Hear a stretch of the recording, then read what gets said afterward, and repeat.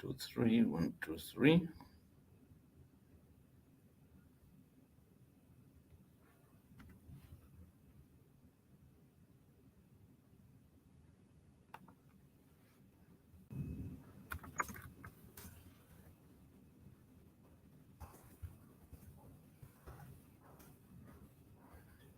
So 1, 2, 3, 1, 2, 3. I hope everything is fine. Christina is joining. That's great.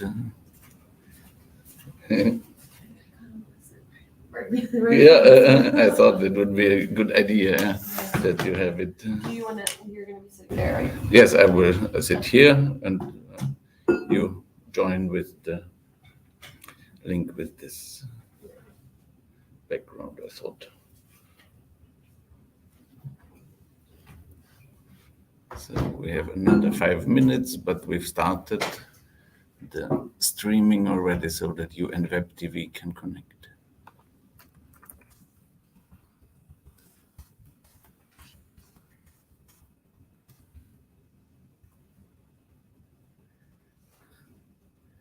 Hi, Christina. I cannot hear you now. Can you? Hi, Mira. Yeah, I turned off the mic. I didn't want to. Okay. Just checking. That's perfect. Yes. Pleasure to hear you and to see you. Same. Likewise.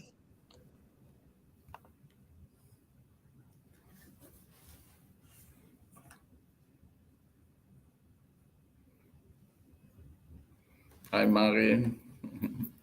Would you like to check your microphone? Hi. Hi, can you hear me? Yes, everything fine. It's okay? Okay, thank you.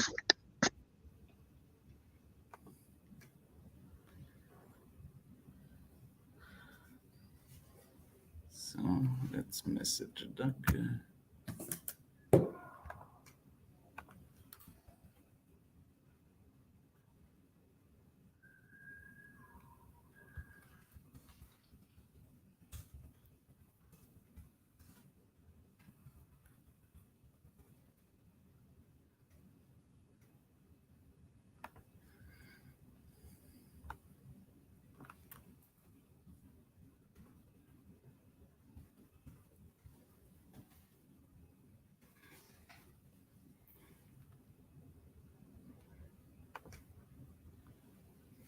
You sent the StreamYard link from your Polster email, right? Yes, Polster exactly. You should have received it several times. Also today, I've sent it.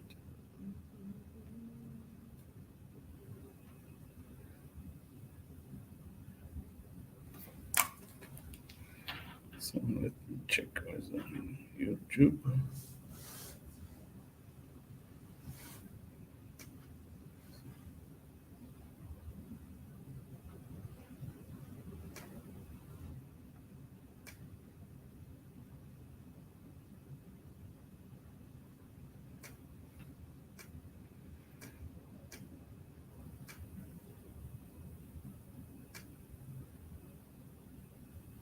Okay, the stream is functioning on YouTube as well. Fine.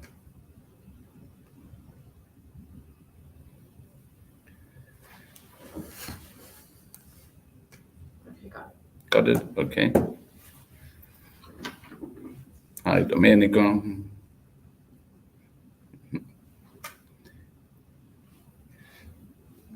Can you join then?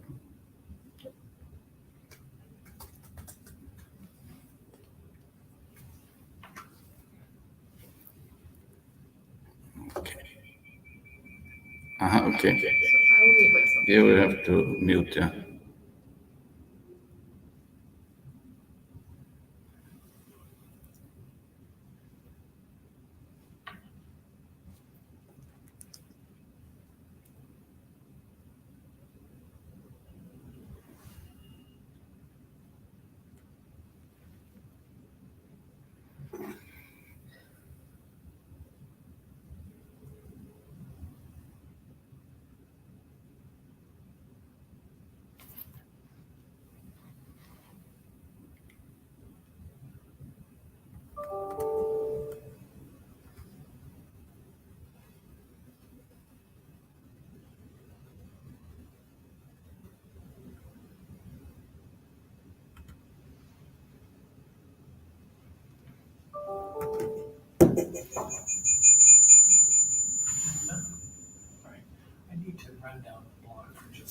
Sure, I'll be fine. Thanks. Okay, I guess you have to put down the volume of your. Yeah. Sure. Good. So we will start in about 1 minute past. We will So start. after you speak, I will speak. and then- Exactly. Yeah. I present also the agenda, and then you will see where to come in.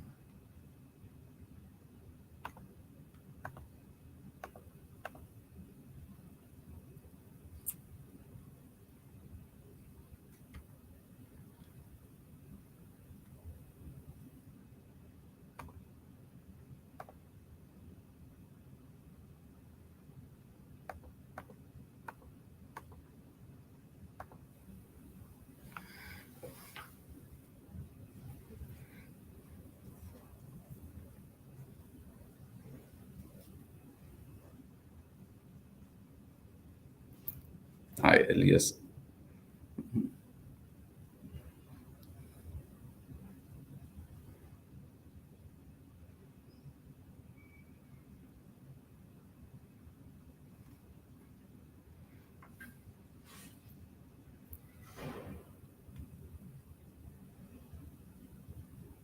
So just a quick check with Web TV.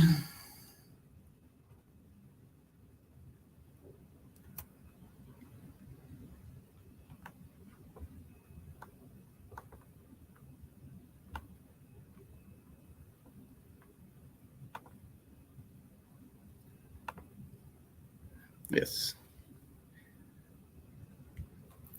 Maybe you should move a little to the side so the back can show. Okay. Good. So which set? Up there. Like this. Oh, yeah, So, more. That's your head. Yeah, like there you this. go. Okay.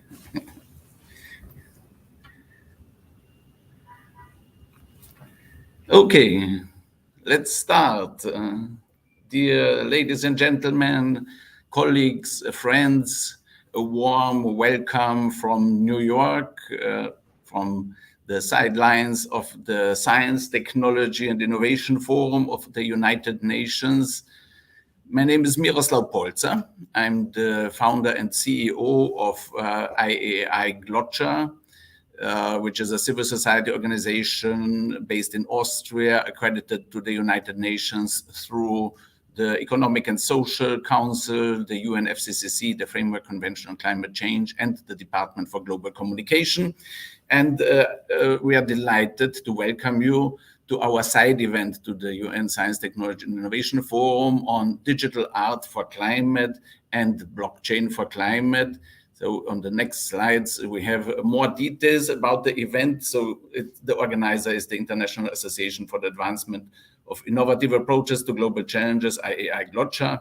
And we are organizing the event in cooperation with UN Habitat Youth Program, Unique Network NFT Platform, Climate Chain Coalition, Exquisite Workers, Conscious Crypto Creators Program of Arts Help, Cointelegram, and AFS intercultural programs, which is also the host here in New York, in Manhattan, of our hybrid event. And Yumna Khan, if you could, perhaps I will first present a little bit the topic of today's event and the rationale, the aims of the event, and then I will hand over to Yumna to welcome on behalf of AFS. So the aims of the event are, on the one hand, to highlight the blockchain technology's game-changing potentials for all of society action for climate empowerment. We want to especially showcase digital art for climate and the MENA, which stands for Middle East and North Africa Blockchain for Climate Network, which has been established a month ago in Dubai in the context of the Regional Climate Week and the preparations on the UN Climate Change Conferences COP27, which will be this year in November in Egypt, and COP28, which will be next year in the United Arab Emirates. So we want with our event also highlight the important topic of decarbonization of blockchain. We are promoting blockchain as a solution to the climate crisis, but it has also problems in itself that this old generation of proof of work blockchains are really a big problem to the energy systems and to the environment. So we are well aware of this, and we are therefore promoting next generation blockchains which have solved this problem more or less. And we want also to contribute to global climate governance innovation for the UN system, especially in the context of the UN FCCC process. And in particular, then, for our organization, we want to, with this event, to solidify our initiative, Digital Art for Climate, as the world's leading UN-associated and environmentally sound digital art initiative and brand, demonstrating our tech solutions. We are not only talking, we have really with our tech partners, unique network, environmentally sound proof of stake blockchain solutions. We will present that how this solution has already delivered in the context of COP26 very positive results, and how our partnerships and our plans for the future have the potential to build really a movement for climate action and resource mobilization for climate action aligned with the UN system that is unique and really very powerful. We want, in this context, also attract resource holders to invest in our solutions, in our products like the COP26 collection NFTs. We want to attract human resources, additional team members and partners, and we want to present Glotcha as the leading framework for global climate governance innovation. And so with this, I would now like to invite Yumna to present, to welcome us on behalf of the AFS Intercultural Programs organization. Great, thank you so much. Hello and welcome to the AFS International Office. We are happy to host the UN STI Forum side event today on digital art for climate and blockchain for climate with such wonderful partners. My name is Yumna Khan and I am the manager of the Youth Assembly with AFS Intercultural Programs.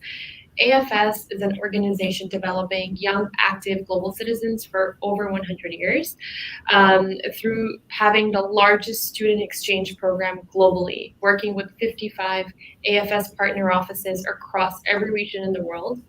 It equips youth from all backgrounds with essential global skills and the passion for making a difference. AFS is truly a global leader, as we are now organizing the 27th Youth Assembly in New York City, launching on International Youth Day from August 12th to 14th of this year. Our theme this year is Dare to Reshape the World, as you can see behind me as well. And I want to invite any young person who's tuned in today from wherever you're coming from. If you want to take action on the Sustainable Development Goals, please join us at this year's assembly, where you will be able to meet youth from over 100 countries, collaborate on innovative ideas, and learn from numerous leading experts at organizations in the field of international development. Youth have the exciting opportunity to compete for a $10,000 award to scale up their impact, among many other opportunities at the Youth Assembly.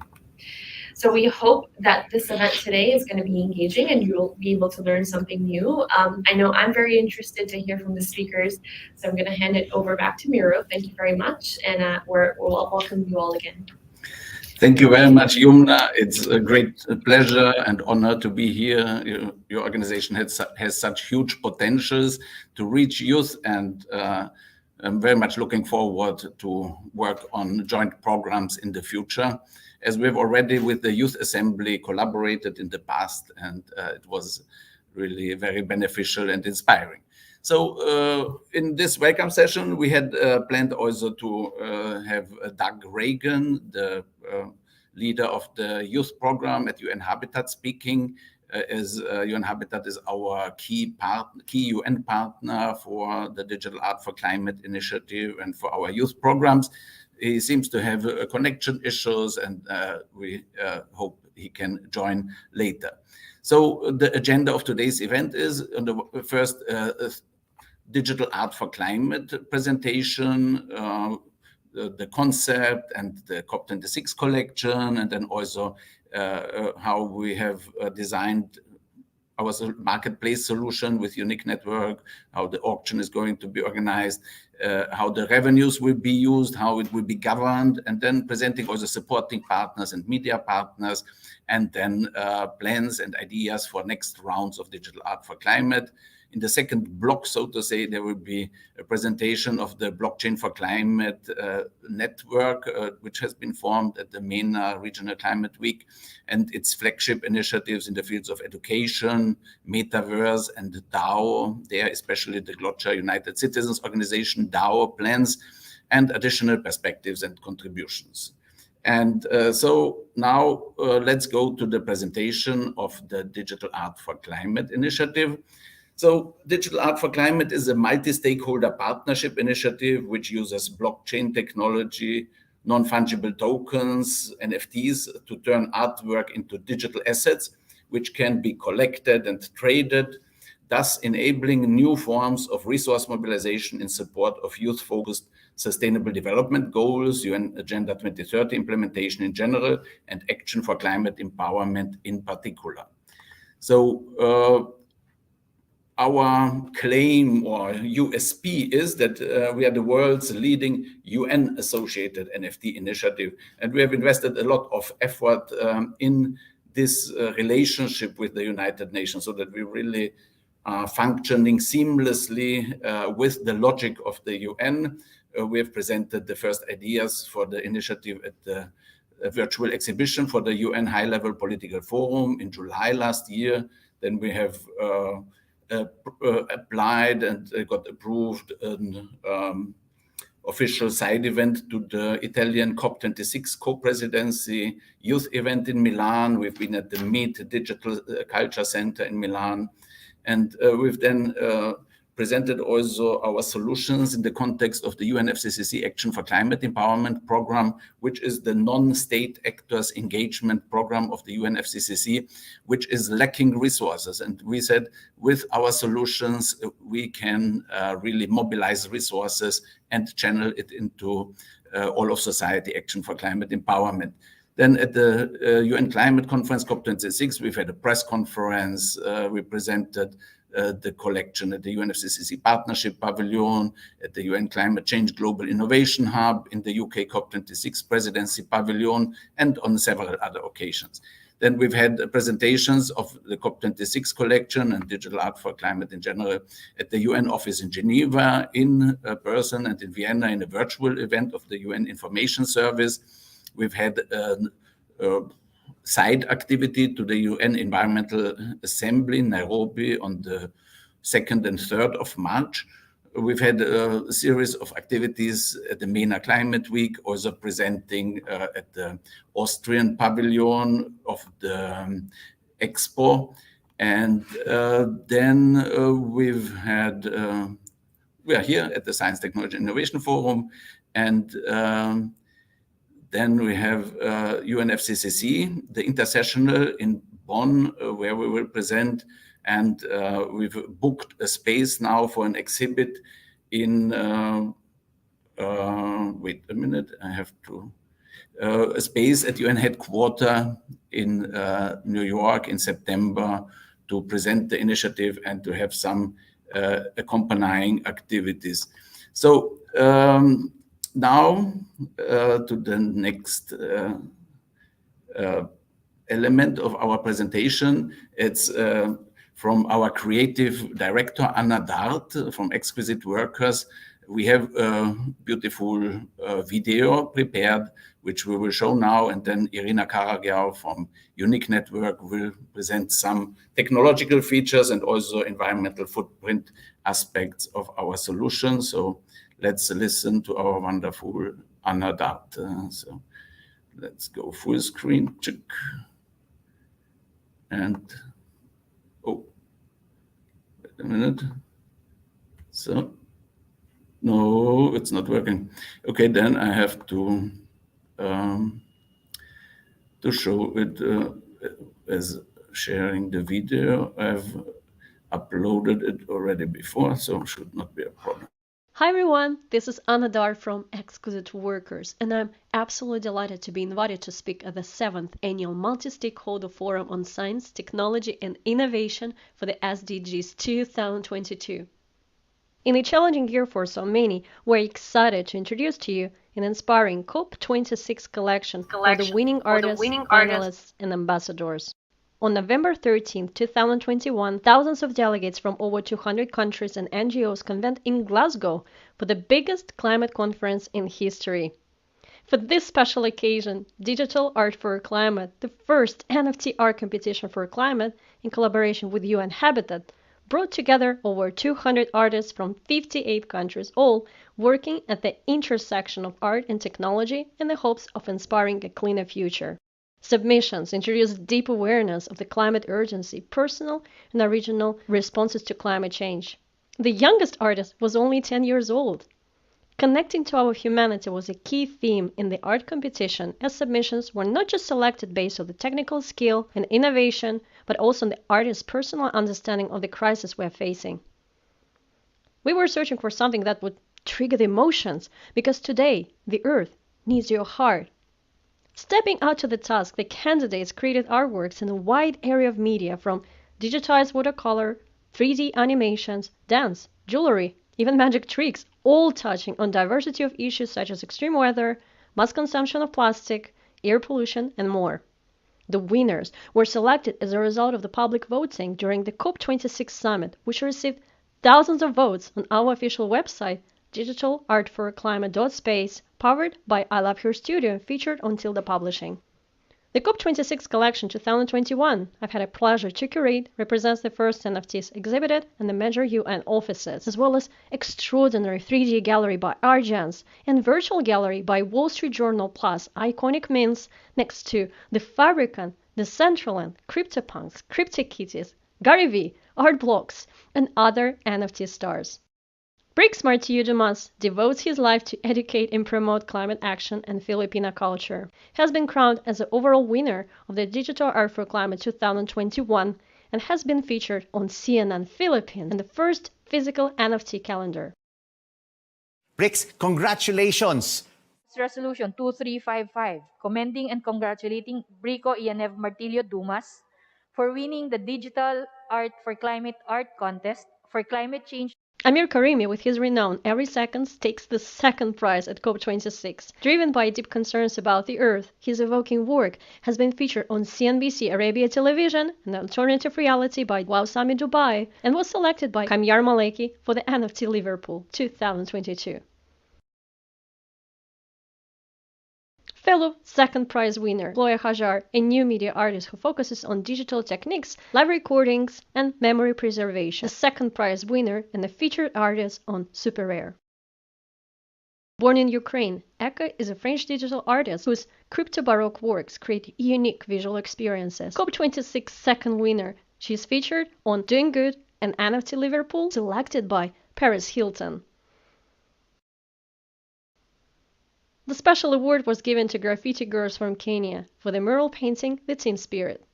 We hope that the stories of the artists from all the world can inspire us to forge new and deeper connections with ourselves and others and the planet Earth. Being asked to serve a UN Habitat Action for Climate programs is truly humbling.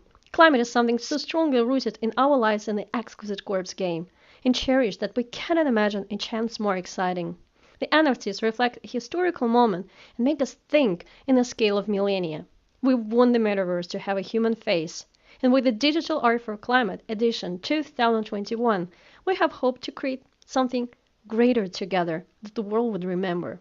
This spring, we're delighted to join the exhibition The Climate Conversation at the first NFT museum in the world, Seattle NFT Museum, which features the stunning collections of the mindful NFTs such as Carbon Drop, featuring work of Refika Nadol, G. Munk, Kyle Gordon, presented by Social Alpha Foundation in support of the Open Earth Foundation, as well as United Nations 2021 Digital Art for Climate collection, the first NFTs introduced on the biggest climate conference in history, COP26. This is a true breakthrough for the museum world. It will make an enduring difference. The COP26 collection will be auctioned off in summer 2022 by Glocha and Unique Network on Polkadot and Kosama in support of SDG 13 and UN Habitat Youth. Now let's give the word to our artists. Thank you so much, STI Forum, and you, dear listener. Until next year. Greetings and mabuhay. I'm Brix Martilio Dumas, also known as Shrimp Paste, a visual artist born in Palo, Leyte and currently based in Quezon City, Philippines. Joining this competition was not only a chance to represent my country, but also to champion our call for climate action. That art is a powerful tool to make current issues and problems easier to understand by everyone. My artwork entitled Nexus is a visual representation of how our simple everyday lifestyle affects our environment, ecosystem, and how we struggle to live. As this NFT trend is now growing, I'm very excited how it will impact the art scene and how we can make a difference. With Digital Art for Climate, this initiative is now within our reach. In a span of few days, we were able to engage and educate people on climate change. This competition may come to an end, but our fight for climate justice is far from over, as this is just the beginning. 8 years ago, my hometown suffered from the wrath of Typhoon Haiyan. It changed my life forever. Should we wait for another typhoon stronger than Haiyan just to realize that this world is suffering from mass extinction? Or should we be the change that this world needs? Our time is now. Hello, my name is Eka and I'm a digital artist from France. And this is Edward. I want to express my gratitude to the entire Digital Art for Climate team. Thank you for holding such a great contest, for bringing together all amazing artists. You gave us an opportunity to send a message of how we're feeling about the climate change. I think that art is more powerful than words to inspire climate action and to protect our future. I thank you as an artist, as a person, and as a mother. Hi, my name is Divya. I am 10 years old. I want to do my bit in helping our planet Earth. I drew cute trees, polar bear, sad, art, as I love bears and don't want them to be sad. Our climate, our future. Thank you, love, Divya. So, yeah, that was Anna Dart and our group of inspiring and wonderful global citizens. And now I'm delighted to welcome Irina Karagial, Metaverse Growth and leader at a unique NFT platform. Irina, so to say, the mother of the Digital Art for Climate initiative, please inform us what your NFT solution is about and how it is different from other platforms. Thank you, Miroslav. It's a pleasure to be here and present our advancements. I'm just going to share my screen and show presentation.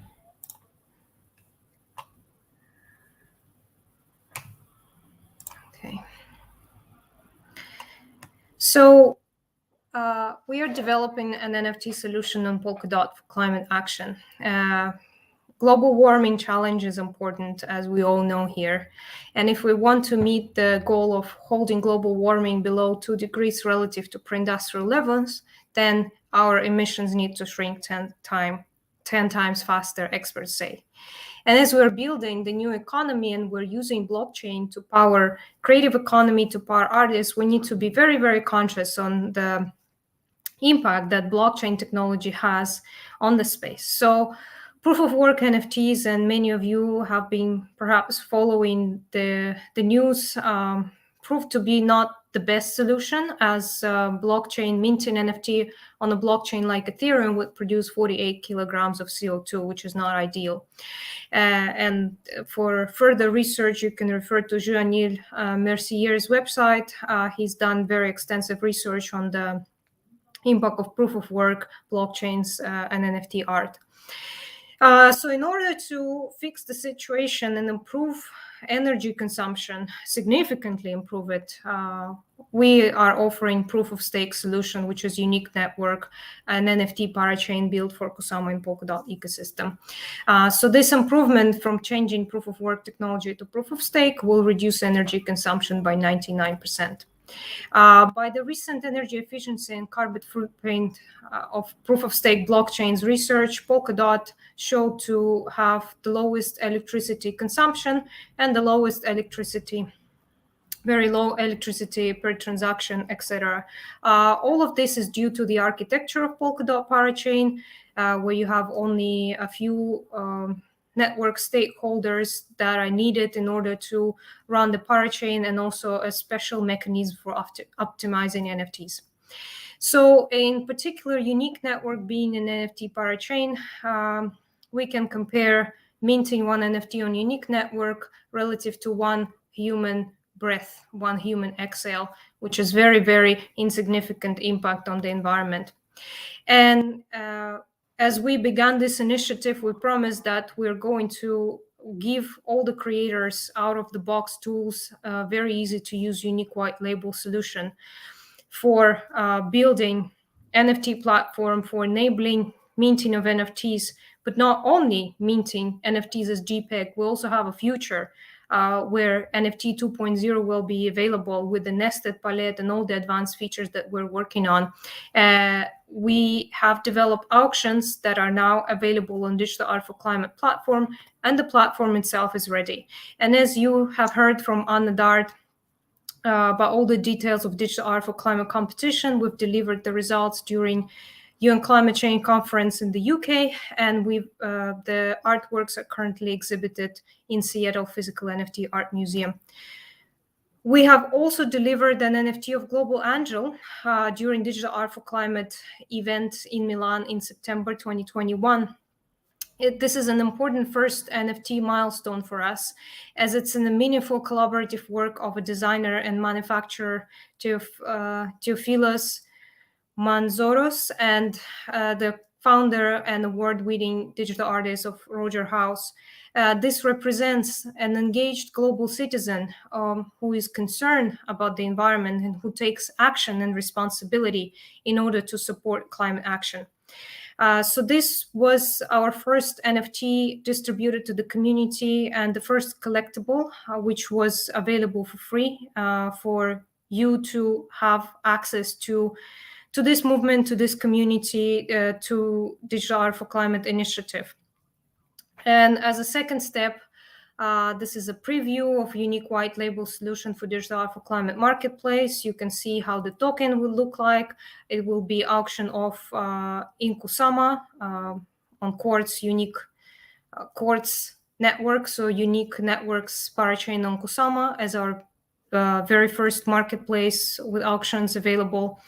For the community, we will be producing more materials to educate the community on how to connect your wallet, how to set up a crypto wallet, how to purchase KSM, and how to be part of this NFT community, and how to start collecting apart from receiving already your free Global Angel NFT, also be able to participate in the Digital Art for Climate auction of the winning artworks.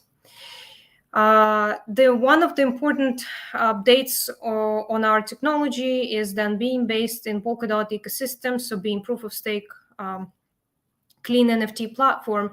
We also care about interoperability, scalability, and advanced features of the blockchain. So we're currently working on the interoperability with our own ecosystem, so with other parachains, via XEM, which is a very technical term, but a way that allows us to enable connection with other different parachains to bring liquidity into the system, to extend to other projects. But also it is important to mention that we are EVM compatible, meaning that all current solutions available on Ethereum, they can be moved to Polkadot ecosystem, they can be bridged to us. or developers can use Solidity and smart contracts in order to deploy their solutions on unique network. There is really no need to mint NFTs on proof of work blockchains, especially when it comes to initiatives that are environmentally conscious, that support sustainability and climate action. There is already proof of stake blockchains available, unique network being a specific NFT parachain for that.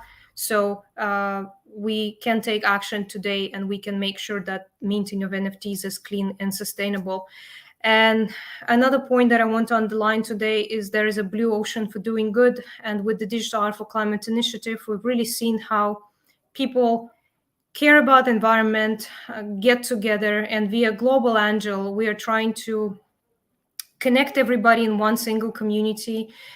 We have our Discord channel with art competition winners, with community members from the technical field, from non-technical field, artists, creatives.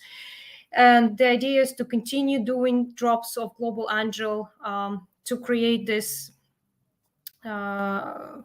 this connection between all the initiatives run by the team of Digital Art for Climate and all the partners of the initiative.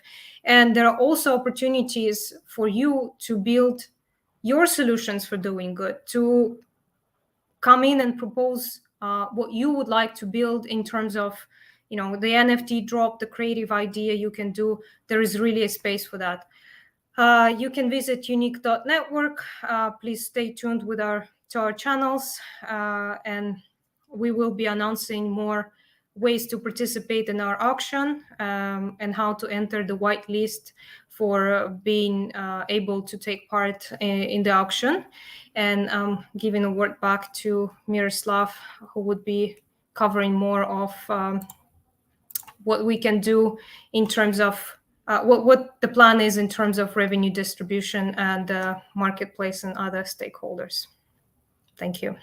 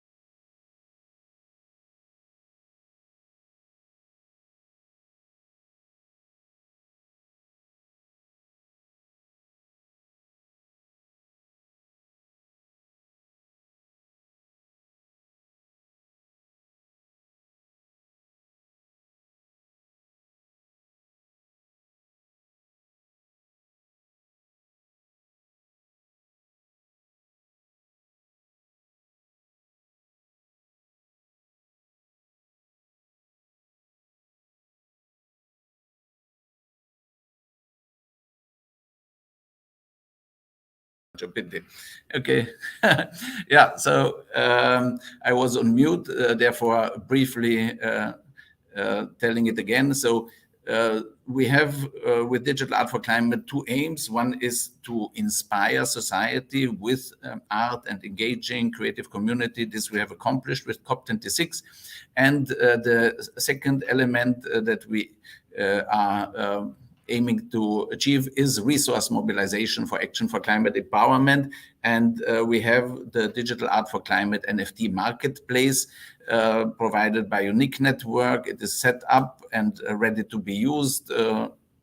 Within the next 2 weeks, we will mint the collection and we will start the auction in the context of the UNFCCC Intersessional Conference in Bonn in June. and aligned with some other high-level events. And there will be also a whitelisting process started, as Irina has already mentioned. And there's on digitalartforclimate.space homepage, you will find information about it. A key element that everybody is thinking about when hearing about our initiative is how we will use the resources that we generate and how will it be governed. So the revenue share is 15% for the artists, 35% for setting up a youth climate action fund, a blockchain-based, co-governed, transparent, open fund for financing youth climate action, and 50% for Glotcher and this Blockchain4Climate network programs. It's about building the institutional and technological infrastructure for action for climate empowerment.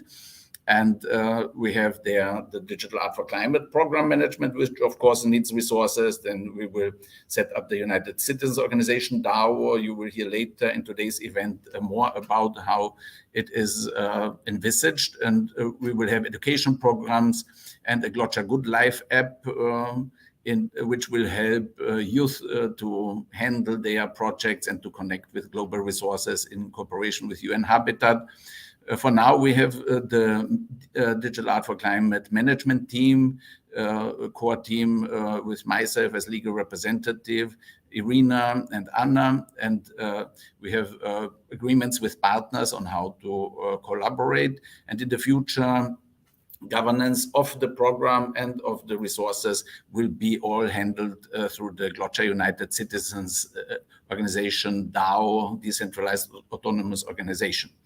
So now a brief information about a video from UN Habitat, which has a very interesting, which is our partner for this program and has wonderful youth programs, which are very synergistic with what we are doing. They have already had a urban youth fund, so they have experience in channeling resources to youth projects on the local level.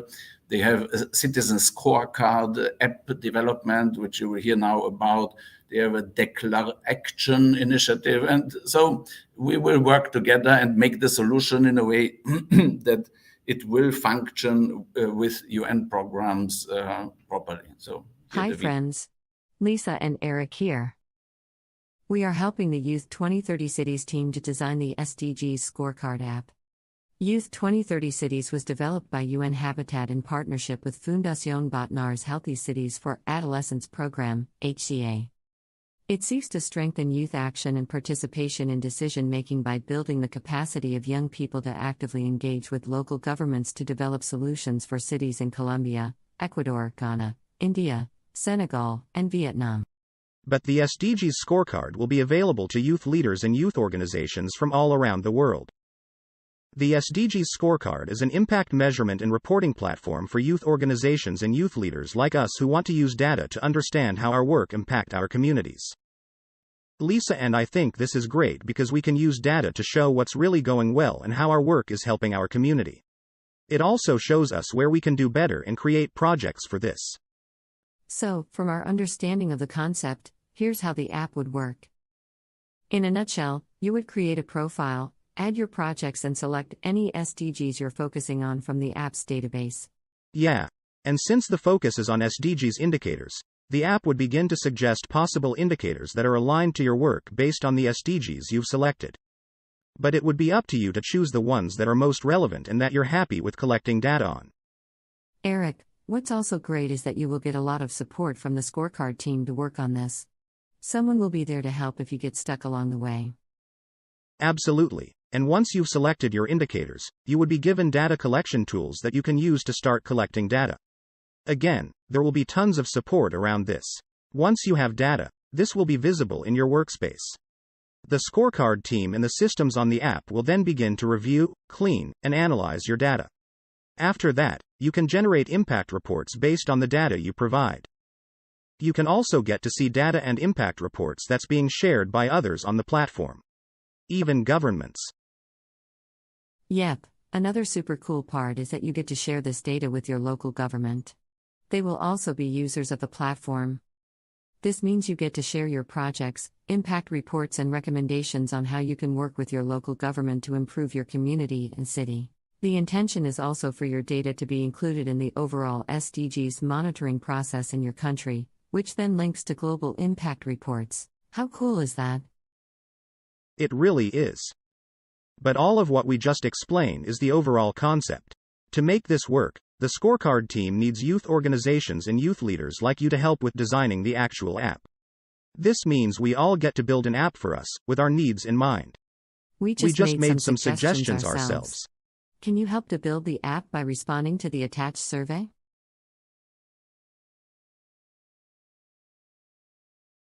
Looking forward to your comments. Bye for now. Yeah, thank you very much, UN Habitat team.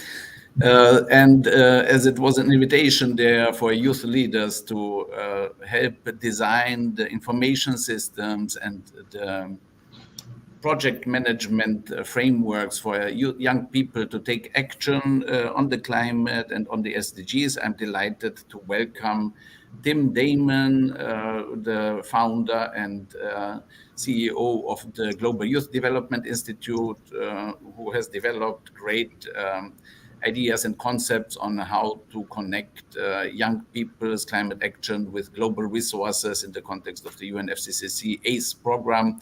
So Tim, could you please share your thoughts a little bit about what needs there are for young people? How can we help with a resource mobilization initiative like ours to connect with young people and your work? Yes, thank you very much, Miroslav. Everyone, happy to be here and talk about this extremely important topic and how innovation is going to play a key role in the solutions for it. So as noted, we've known there's this chronic gap in resource mobilization, especially in the whole field of action for climate empowerment, but then especially affecting youth. And this is holding back a lot of really good progress that they would be able to make if they did have access to the resources, because youth have a lot of the solutions already, and they're even fighting on them in a completely voluntary basis. So if they had proper resources, that would go a long way. But then the question, of course, is how do you do that in a proper, accountable, systematized manner? How do you support them? How do you make sure you're still getting the proper impact from those investments and making the right investments to support young people? And this is where we've developed this concept of an ACE marketplace, which in its simplest form is a space to facilitate the linkage of sources of funding that are looking to support ACE work and those who are in a position to implement those projects, including young people.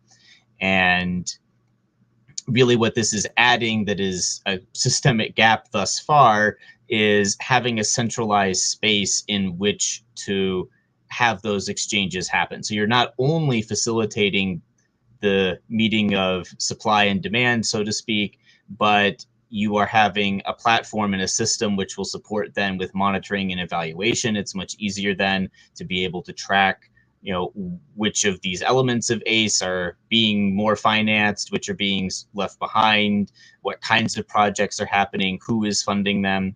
And you can even then connect this marketplace into other things that we're calling for, such as an ACE platform, and be able to then have, to use a shorthand for it, sort of an incubator kind of support, so that young people who have these project proposals or solutions in mind for their communities, but they haven't been able to articulate those yet into a proper proposal, or they need support on the practical side to position themselves to be able to make a proposal, that also can be included into this, so that really you have a very comprehensive setup to be able to empower young people and get over these systemic barriers that we've been having. And so this ACE marketplace model is something which is here to support. And of course, as we have the digital and tech innovation that's coming in, that's going to help not only with fundraising through the Digital Art for Climate, but also when we talk about NFTs or these other aspects, which I will readily admit I'm not the expert in these. That is very much the expertise of other partners here, but these are all then able to play a role to make sure that we're maximizing the potential and getting all of the tools, from our toolkit and employing them to maximum effect. And the end result will be that we have more intergenerational partnership around climate action, and especially that more young people are getting the support and resources that they need to really get us out of this climate crisis from their part as quickly as we can, feeling the urgency. So that is the ACE Marketplace and how it will link into this. Really appreciate all the support this is now getting. So back over to you, Miro.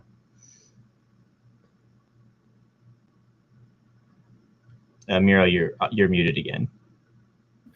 Okay. Hi, Tim. Thanks a lot for being with us. It's great to have you as a partner on this. And now we are going to the next element of today's side event to present supporting partners and media partners. And here I'm especially happy to welcome Mo Gronheim, founder at ArtsHelp, and also which has a very interesting program, the Conscious Crypto Creators Program, that Mo will tell us more about. Let us add Mo to the stream. Hi, Mo. Welcome. You are on mute, I think. Oh, can you hear me now? No, yes, it's fine. I can hear you. Okay, thank you for having me, Miroslav. We're really excited to be a part of today. So my name is Mo, and I'm the founder of ArtsHelp. We are a not-for-profit global organization with a community of 5 million people across all of our media channels. Our mandate as an organization is very much aligned with Digital Art for Climate, which is why we were so thrilled about this partnership. We showcase how art-centric solutions can be at the forefront of some of our global challenges. In partnership with the United Nations, we've used the framework of the 17 global goals to produce our high impact programming and our publishing in partnership with like-minded organizations and creatives. So for us, we truly believe that art is a vehicle for social change. And some of our most ambitious projects that ArtsHelp has produced to date include an exhibition that was live streamed from space. We also were responsible for breaking a world record for our virtual mental health event that we launched last year during the pandemic. As we continue to evolve in this new cultural economy and as a platform that is home to millions of creatives and organizations and leaders and policymakers, we quickly realized some of the gaps and some of the challenges that blockchain and crypto currently offer, despite the enormous economic development opportunities it has for many industries. As Irina mentioned and Miro touched on, there are a lot of outdated technology and a lot of environmental impacts if not engaged with in the right way. So that is why we launched Conscious Crypto Creator. It's a program where we are very proud to have put together cutting edge mini masterclasses that are very digestible for anybody, whether you are an artist or somebody who's just intrigued by blockchain and crypto. We get into the 101. We talk about environmental impacts. We talk about the sustainability side. And when you're done engaging through our online mini masterclasses, there's a pledge. And the pledge is focused on your commitment as an individual, as an organization, to really educate others about Conscious Crypto Creator and to help spread this movement that we are very passionate about. And once you've signed the pledge, we are offering a grant of $3.5 million to organizations and artists to really create original work. And we are proud to announce that Digital Art for Climate is one of our key partners, and actually one of our very first partners that we aligned with. It was a perfect example of what we look for as an organization, and for this program, how to engage art and use that to be on the forefront of such an important movement and an important time right now. So we are pleased to be here and to connect with everybody and to learn about the different partners, because at our core, Arts Help, our foundation is based on relationships, partnerships, and working towards the same goals. And I believe that's what this group is really all about. So thank you, Miroslav. I will pass it on to you now. Oh, you're on mute again, Miro. Yeah, so thanks, Mo. It's really a pleasure to work with you and your team. We are really so mission aligned and synergetic in our goals and approaches, because it's really important that when we develop a solution engaging art and using blockchain technology for climate, that we don't, with our solution, add to the climate crisis. And here really we have to develop global social responsibility of artists and collectors, to say, even if it's tempting to do things on markets that are proof of work based, it's unacceptable in the light of the climate crisis. We have really to move to environmentally friendly blockchain solutions, otherwise everything else is useless. And so we are proud and happy to be now a grant recipient of the Conscious Crypto Creators programs, and looking forward to set up also the exhibition at the UN headquarters with you, and having there around this also programs and the COP27 art initiative as well. And now in this part of supporting and media partners, there are also two additional speakers that I would like to mention, although they are right now not here. Elena Corchero said she will try to join a little bit later.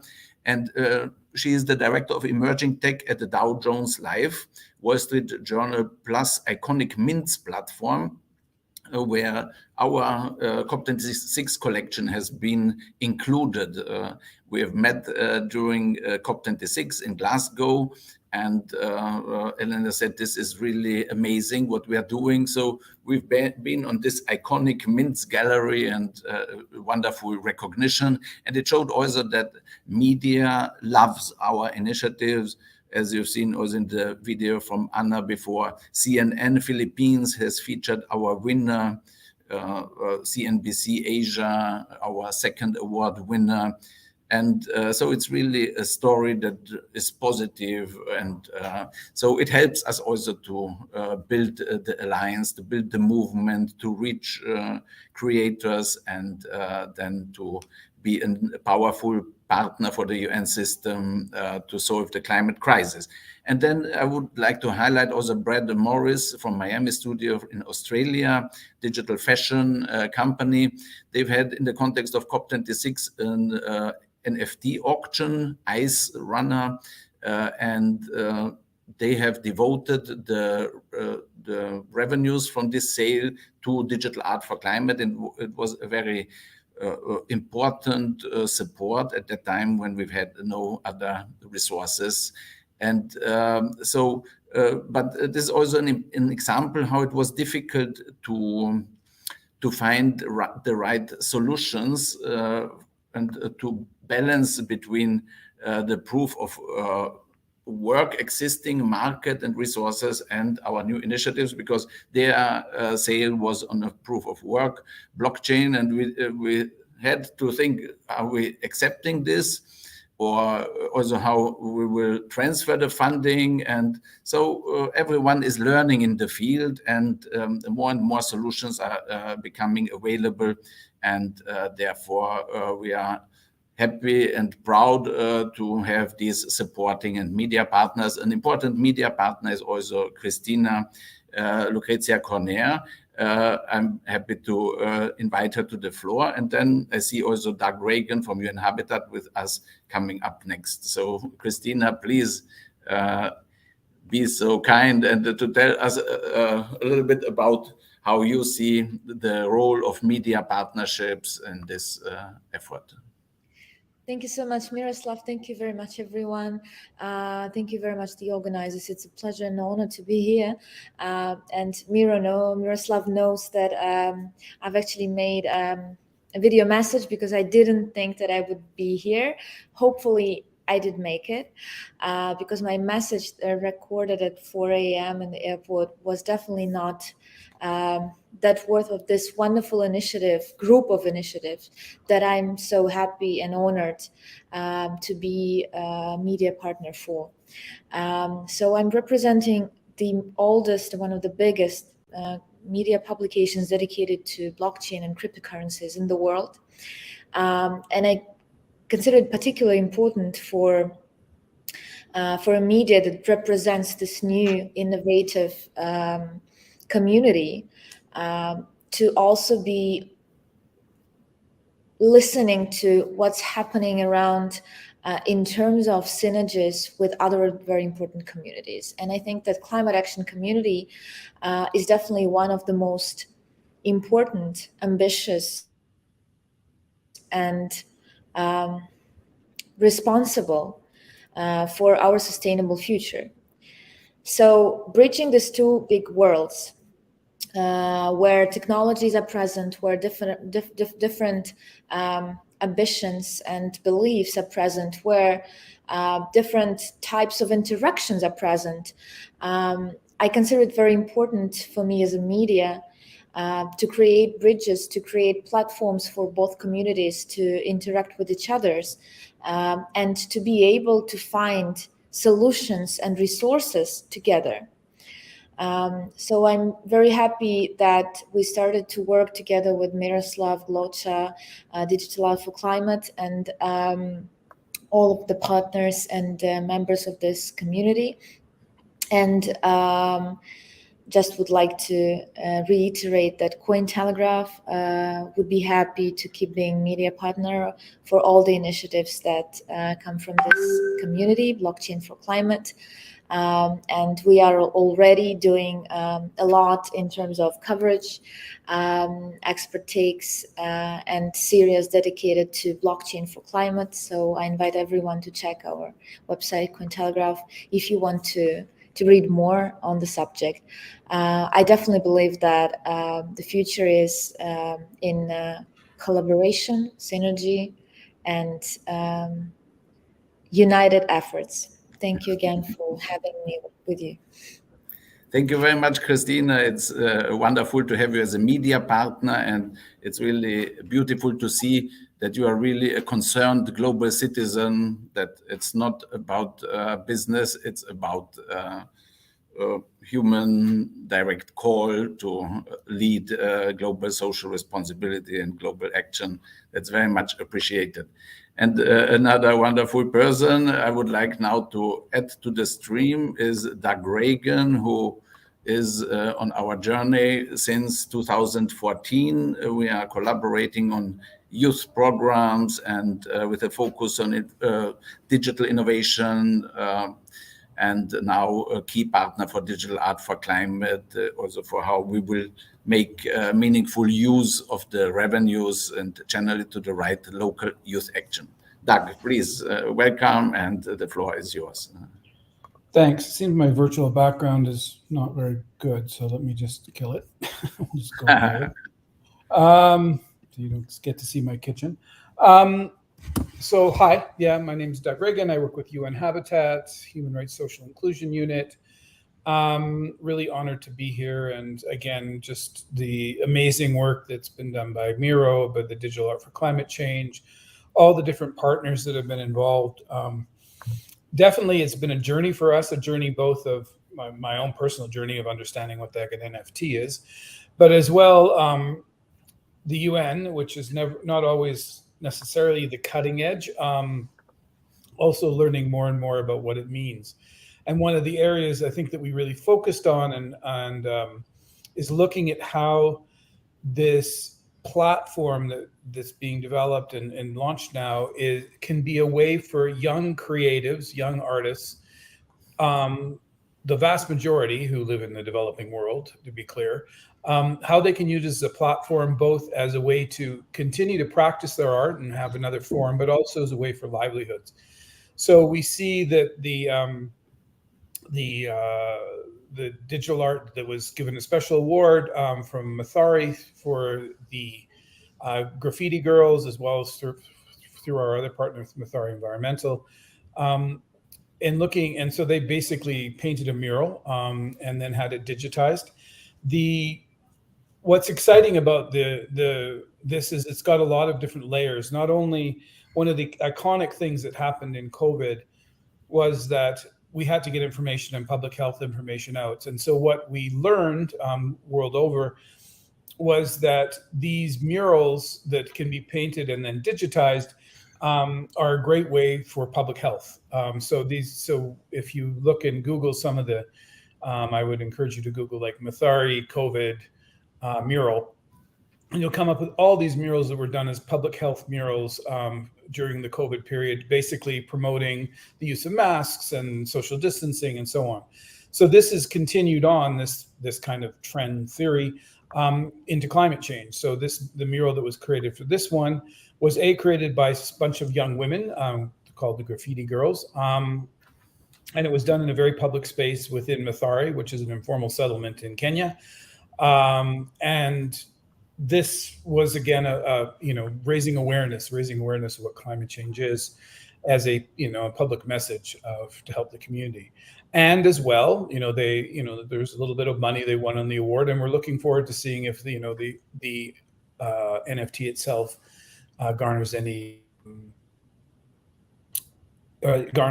funding or is garnered that way. So again, it's a really great thing. I think we're really excited to be engaged and look forward to doing it as we move forward.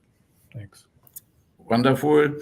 Yeah, and for information, Doug, we have shown before already in the stream the SDGs scorecard app video, and it's very synergistic. And in what we're doing, we've had our workshop here with your Youth 2030 Cities program at AFS as well last week, and there we were discussed and this cooperation potentials, and also how our revenues from the NFT sales can be then connected with the app and the platform, so that there will be this connection with the projects that young people will develop and document, and the impact that they document on the app. So this is really very synergistic, and happy and proud to have you as the lead partner of lead UN partner in this initiative. So thanks very much. Thanks. And now we are coming to the next thematic part, which is very important now. Plans and partners for next rounds of digital art for climate. And here we have wonderful people. Let's add to the stream Domenico, Ivan Soya Garcia, then Elias Ahonen, and Mac and his colleagues are also here. Marimo Asada and Mayu Ikeda. And so let's start with Domenico. Please tell us about your experience as a partner of Digital Art for Climate, and what we have envisaged as activities in Milan as pilot cases. So the floor is yours. Thank you very much, Miroslav, and thank you also for the opportunity for being here. It's a pleasure and honor to be partner to such a great initiative. So I will introduce basically myself, and I will tell more about what's going on in Italy regarding Digital Art for Climate. I'm Domenico Vito, and I'm coordinator of Hubs in Italia, a knowledge sharing platform. And since 2010, we are collaborating with Gloce and also the Digital Art for Climate Legacy. Actually, we started with a designathon, so a sort of hackathon to design the first element of the marketplace and also the interaction and so on. And so we've been engaged in coordinating the teams, in developing new ideas. So young activists from all over the world joined in order to make new solutions for this initiative of Digital Art for Climate. And then, as also Miroslav has already mentioned, we also partner for the Milan Digital Art for Climate event during pre-COP 26 that was in Milan properly.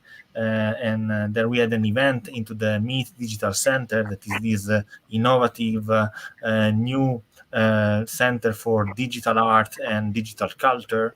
And there also we launched an NFT collection, the Global Angel, that then started the collection and also all the things that then ran to the COP26 in Glasgow. So actually, we are envisioning also other activities for the next year, and in particular, also to celebrate the events that we had in Milan last year. We are gonna organize another event, always in September this year, on 21 of September. So it's called Digital Art for Climate: Travel Beyond Two Worlds, that wants to create a bridge between the metaverse and the physical world, thanks to the Digital Art for Climate. We're going to make partnership also with the Museum of Digital Art that is run by Serena Tabacci here in Italy, a great person that now is fostering digital art in Italy. And we are gonna still collaborating and continue our collaboration with the Mid Digital Center, and we are gonna create also other side activities. So stay tuned about this big event. And thank you for having me here, and a pleasure always to collaborate with Miro and with all the teams of the Digital Art for Climate. Bravo, Domenico, and thanks really for being a partner from the very beginning of Digital Art for Climate and your great work with the Designathon. And looking forward to really develop a concept for local Digital Art for Climate initiatives that can be then replicated in cities and regions all over the world. And that we really build an army of creative people creating digital art to inspire and to support youth climate action.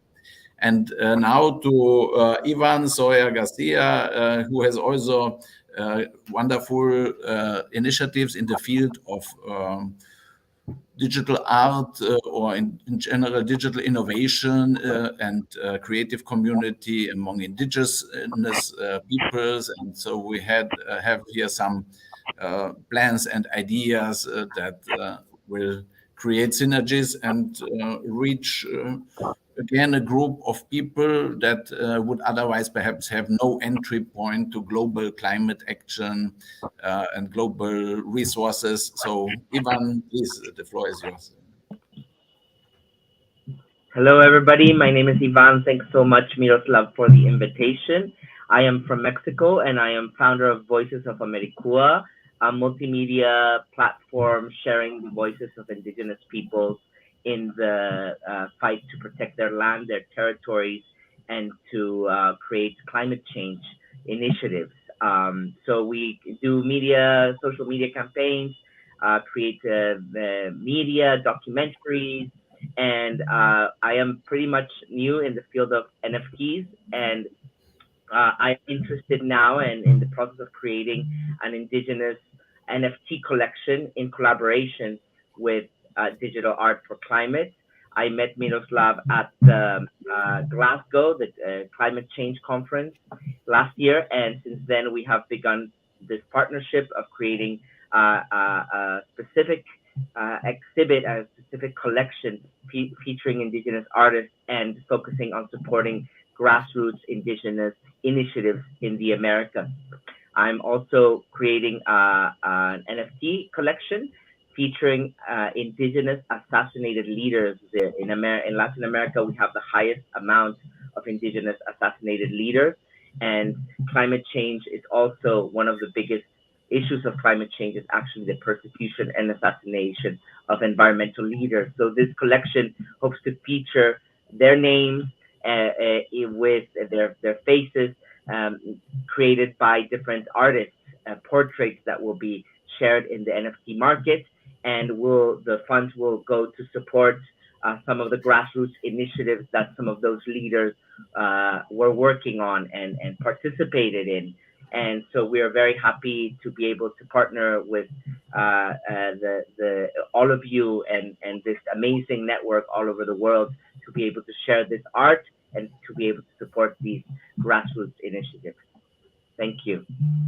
Thank you, Ivan, and thanks for being our partner and building the bridge to creative community among the indigenous people.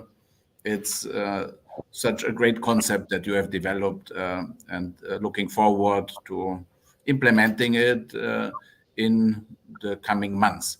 And now I'm giving the floor to Caroline Ouko from Kenya, an Action for Climate Empowerment leader who has also developed some ideas how we can work in East Africa region to reach the people with these cultural instruments. And as this year's United Nations Climate Conference is going to take place in Egypt as some kind of African COP, it is particularly important to have you as a bridge builder and somehow owner of an initiative through which we can reach your people. Thank you, Miro. My name is Caroline Ouko from Kenya, and I met Miro in Glasgow also, and we've been in communication. And the main issues is that over 80% of population in East Africa is youth, and for youth to be more engaged and to appreciate and to also make an impact, we need to connect with them. So we've put up a concept. We are still finalizing it, fine-tuning it, but the focus is mainly on using music, culture at the place where these youth are operating to communicate how action can be undertaken for climate empowerment. We also have a caravan where we are using music to reach out in the savannas, and we are hoping that before the COP27 we'll have some results which we can share with all of you. As I've said, the concept is still in development form, but the ideas are panning out very well, and we are looking into a competition as well as a platform to ensure that we are both contributing. The youth is putting something, the experts are putting something, the message is getting out, and we are getting empowered to make a difference. Thank you, Miro, and thank you for the opportunity. Over. Thank you very much, Caroline. Great work also that will certainly be inspiring for global community as well as for your local communities. And now to our friends from Japan, Meg Okubo, Mari Marimo, and Mayu Ikeda. We have worked with Meg on music for SDGs already since quite some years, and now it's our plan that we turn this into an initiative around digital art for climate music for SDGs collection, or within the existing competition special awards, and also some in terms of language and region, a special edition of digital art for climate, because for the time being we are doing everything in English, but to reach the people we need also to have some specific offers in different languages and culture specific. And here we are looking forward to work with you to develop pilot initiatives. And Mac, if you could start and introduce also your team members. Yeah, thank you very much. So can I share my screen? Yes. Yeah. So I don't see your screen. Okay. Okay, again. Okay, my.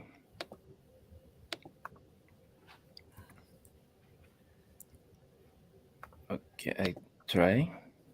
Yeah, please try. Okay. Do you see my screen? No. Okay.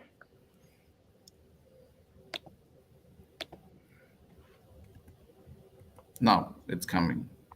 Okay. Thank you. Okay, thank you very much. I'm very honored to have to be on stage today. And as you see, we enjoy also the UN MENA Climate Week in Dubai as well. So now I'd like to explain what is the Music for SDG for those who are new to us. The Music for SDGs is a project aiming to provide opportunities for general public to deepen understanding of SDGs in an easier and enjoyable way. And we do have a lot of partners around the world, and we are using the music and also fashion shows and other entertainment events and for the education purpose. So recently we had the Earth Day Music Festival on 29th of April. So the going around the world and inviting the artists and speakers around the world and collaborating with the many different ways. So I'd like to show some of the digest video.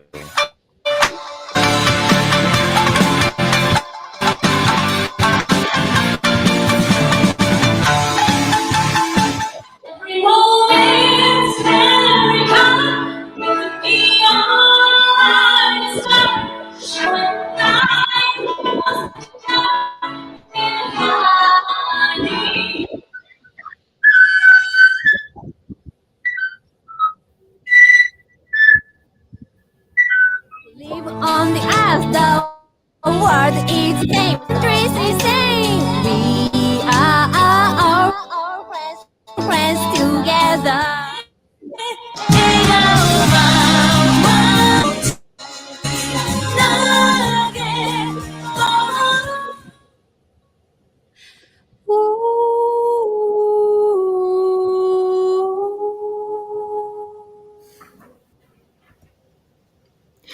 Now the digital art is actually changing the way that we are we are using the music to promote SDGs.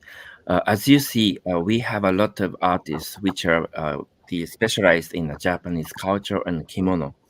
And if we can have a digital arts, for example, we can have a digital fashion, and we can use the metaverse platform is to have a fashion show and other the music festivals, and we can bring you to the past, and then we can enhance the awareness on SDGs, and also the power of disability. So digital art will change completely the world of disability. So there are a lot of artists which are with the disabilities or supporting the people with disabilities. So with the digital art, those people who cannot walk can fly around the world, and also the swim in the deep sea. So we can cultivate we can benefit from the talents from those people, and those people are actually working on the climate actions, and also connecting the people and educating the people is very important. Humming for Peace is one of the group which are using the hummings to connect people. So with the humming, you don't have to speak any languages. We can connect. And Tokyo Tower SDGs and artist cup streamers are now decorating this important place, because here in Japan is 5th of May is the Children's Day, and which have 17 different SDGs, including the cup for the humming for peace and also music for SDGs. And we use the music for education, and we are bringing the children together and teaching them how to prepare for the sustainable future. So then I'd like to invite the digital art experts of us, the Mario Asada and Mayu Ikeda are the two people who are specialized in digital art and helping us to bring into a digital for climate initiative. So please, Mari, and maybe you can talk about it. Thank you.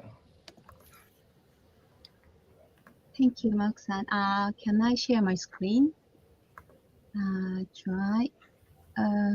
Yes. Okay. Thank you for having me here today. It's a great honor to join this activity. My name is Mari Asada, and I'm a visual artist and a crypto artist based in Japan. And my artist name is Marimosphere, like atmosphere. And I organize NFT artist community, NFT and crypto Japan, and we have 500 members. And I run artist platform. The artistic is taking platform for artists and support the creator economy. And I also have organized some NFT exhibitions in a physical space and also in metaverse, such as Crypto Japan exhibition and Crypto Week Asia in Tokyo, and the virtual exhibition and physical exhibition, and the NFT at Japan. So in March this year, I participated in MENA Climate Week in Dubai. And it was great experience for me to meet all the great people like Milo and people like who has visions, like great visions for the future. And I attended Blockchain4Climate MENA regional networking. We are also the conversation of MENA regional networking event where we discussed a lot of things. And we have like 5 flexible initiatives like digital art for climate, education, learn to earn solutions, and copy metaverse, and DAO, and marketplace. And I personally believe that I can contribute to the digital art for climate and the copy metaverse because I have a technical expertise and a connection to Japanese teams and companies who can provide solutions and education activities. And I have ideas to learn to earn and gamification solution, and we can make it together. Bravo. Now I would like to suggest a digital art for climate art competition and NFT collection from Japan. And I also I can make some project. NFT collection for Japan to connect Japanese artists to digital art for climate action. And also I can make some project using NFT and metaverse technology as a digital art for climate activity, such as NFT exhibition in metaverse. And I would like to use my skills and experience as a visual artist and make the way which all the artists can join to this climate action and share ideas and think about what we can do for the planet and connect networks around the world. And together we take action as global IAI, IAI global partners. And let's make the world a better place and make the world a beautiful place full of art. Thank you very much. Arigato. Very nice. Thank you very much. Thank you very much. Okay. Now we have now also Mayu Ikeda. So hi Mayu. It was a pleasure meeting you in Dubai. Thank you very much, Miroslav. Hello everyone. I'm not slide. I only this in this video. Yes. Hello everyone. My name is Mayu Ikeda. I'm Japanese digital artist and founder of the NFT community. This community, 4,000 people are joining. The scarf is my digital artwork. Yes. This scarf is my digital artwork. I draw it only by smartphone. I create digital art for climate. I collaborate with fashion designer Miss Yakushi Noriko. She make kimono. Almost Japanese people don't wear kimono now, but I think that everyone can new dress. We try to make new fashion dress, digital art and kimono. New fashion, new digital artwork. Just now, in Japanese symbol of Tokyo Tower, we exhibit this new dress. And just now, this digital artwork for Koinobori exhibit in Tokyo Tower. And surprisingly, in the sky, I play for One Piece, Koinobori. I think that there are no boundaries in the sky. My digital art can end beyond any border, beyond because 1 million people likes my digital art on Facebook page, my together. This is Japanese sustainable fashion. Thank you very much. I'll continue SDGs for digital artists. Thank you very much. Thank you very much, Mario. Congratulations to your great work. Thanks also for the artwork that you have given me in Dubai. It's really great example of a concerned artist. And now I'm happy to invite to the floor also Elias, who is a freelance journalist and has been with us in Dubai at the MENA Climate Week and at our networking event at the Austrian Pavilion at Expo.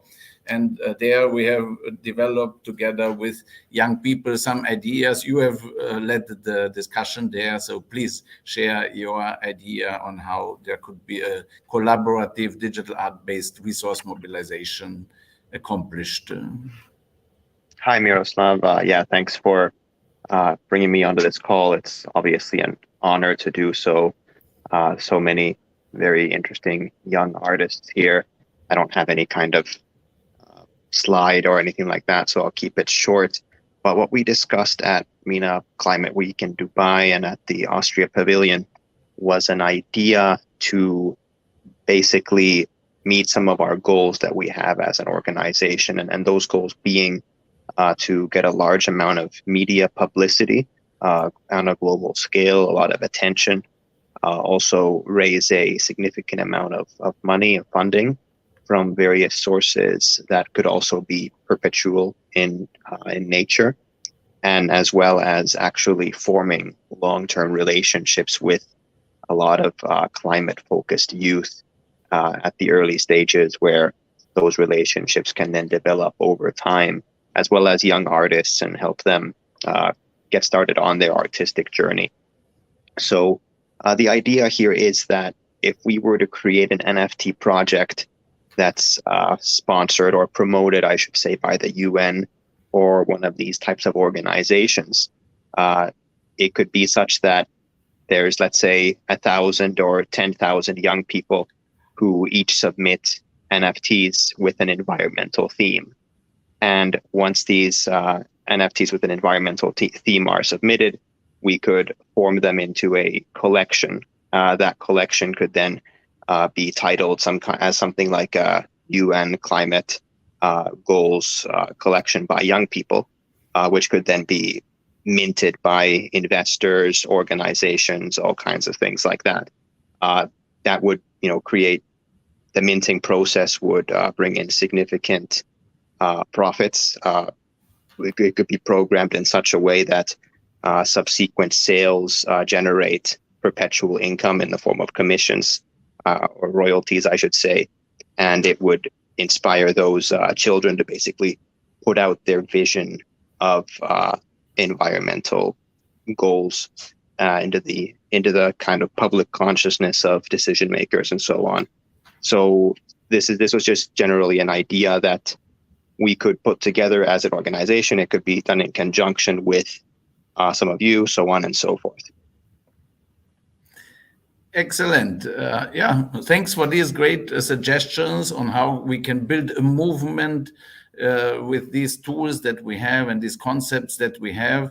And the next part and your contribution is already somehow linking to that is Blockchain4Climate MENA region network, how we can really develop their flagship initiatives. And here I would now add also to the stream other partners who have been at the MENA Climate Week developing these solutions. And a key leader who was not with us in person because of some COVID issues was Jane Thomason, really a thought leader on blockchain for climate for impact, who is living in Dubai, who knows the ecosystem there of crypto enthusiasts and businesses and regulators. And Jane has been one of the leaders on developing ideas for the flagship initiative Education, together with Christina Cornea from Cointelegraph, and also Catherine developed and contributed a very valuable contribution. And so I would now kindly ask Jane to say a few words about her suggestions. How can there be a leadership, a flagship initiative on blockchain for climate in the run-up to COP27 and COP28? Thank you so much, Miro, and thank you also, Christina, for the support from Cointelegraph, because I think that this is really important. I would love to share with you some thoughts. We think that two things are going to be important for blockchain for climate action. One is going to be education, and the other one is a tool or a mechanism for the collaboration. So I'll briefly talk about the education flagship, but also about the DAO. So on the education flagship, we're obviously at the early stages of it, but we believe that we need to share with people the ways in which blockchain can be deployed for climate action at a very granular level, so that people can actually understand and possibly participate. So this would start with some basic education on blockchain and an overview of how blockchain and climate action relate, and then go in a bit more detail around green digital assets, smart grids, NFTs and gamification, how the measurement and reporting would work, talking about the DAO for climate action, and then finally a call to action. So the whole idea about this education program is bringing together all of our knowledge and the projects that are already working in these areas in a granular way, so people can actually understand how they can be involved in blockchain for climate action. And then the second piece of it, which is really Miro's brainchild, but there are many of us who are very supportive of this, is using the ability to create a blockchain distributed autonomous organization with its own token and economy, so that people who are interested in participating all around the world, whether they're academics, whether they're governments, whether they're communities in need of funding, or whether they're people who are simply interested in taking climate action and being part of a global movement, can participate in this distributed autonomous organization. Because what that gives us, at the moment we're on a Zoom call, but that actually gives us an incentivized and tokenized structure that we can participate in, contribute to, and support blockchain for climate actions all around the world. So it's great to be here, and congratulations to all of you wonderful artists who are in the digital art for climate, and I'm very proud to be in this community. Thank you. Yeah. Thank you very much, Jane. It's such a pleasure to work with you. And now I would also like to give the floor to Elena Corchero first, because I know you are in events and traveling. And so as you are a very esteemed media partner of our work, I wanted to give you the floor to tell us also about your plans around the Iconic Mints platform and your festival, and that together we can promote environmentally sound digital art. So. Well, thank you so much. Thanks for having me here. Well, actually, yeah, we're in the middle of renewing our NFT gallery, which is called Iconic Mints. And we have there the piece of the main winner from your project during COP26, the winner of from COP26 for sustainability and for social NFTs for social impact. So, well, I didn't introduce myself properly, but I'm Elena Corchero. I'm the director of emerging technologies for Dow Jones Live, for the Dow Jones events. And our next big event is the Future of Everything Festival, which is taking place online, virtually for all of you, but also physically this time, in New York, in the Spring Studios, 17th to 19th of May, so very, very soon. And we are launching our new NFT gallery, Iconic Mints. This time it's fully immersive, but you can access it on desktop, mobile phone, and VR headset.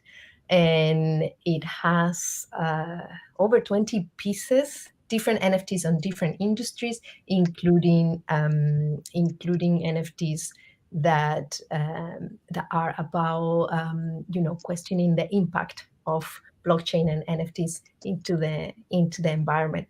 So that's the main updates. You can go to iconicmints.com from this Friday onwards. You will have a holding page there. And actually, once a month, I run a Twitter Spaces panel about the future of NFTs and the metaverse.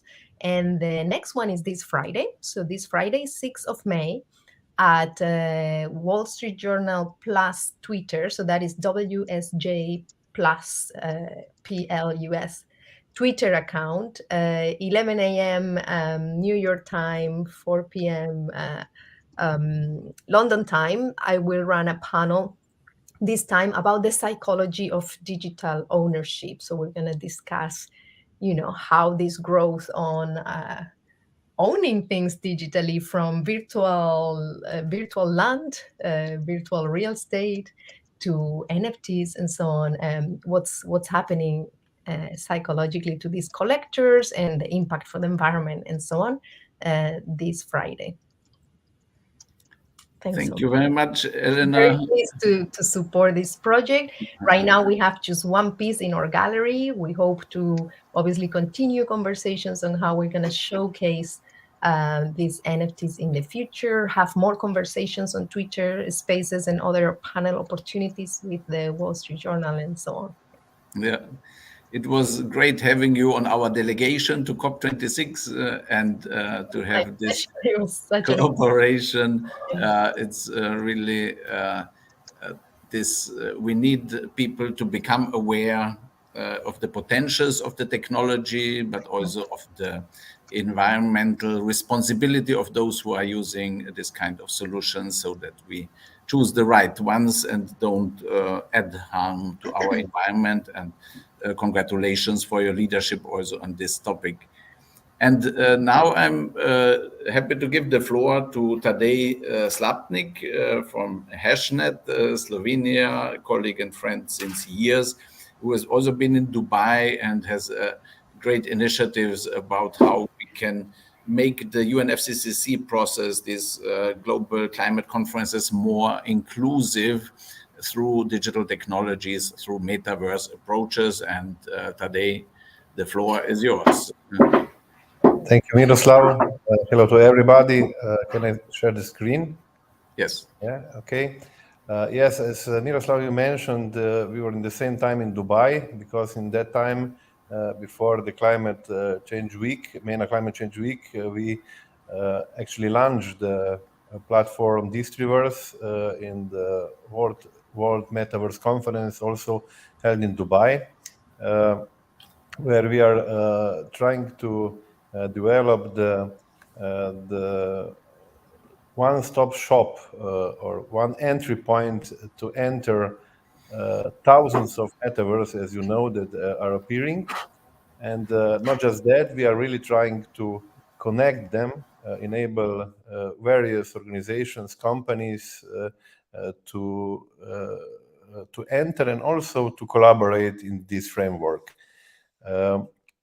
We have a kind of inspiration with the International Space Station, where we see a kind of global entry point into the various metaverses in the framework of so-called, we call it International Metaverse Station, where we are developing possibilities for various stakeholders to firstly explore where different already existing metaverse platforms to find them, to educate themselves on them, but also to organize the various meetings, to make networking and different collaboration activities.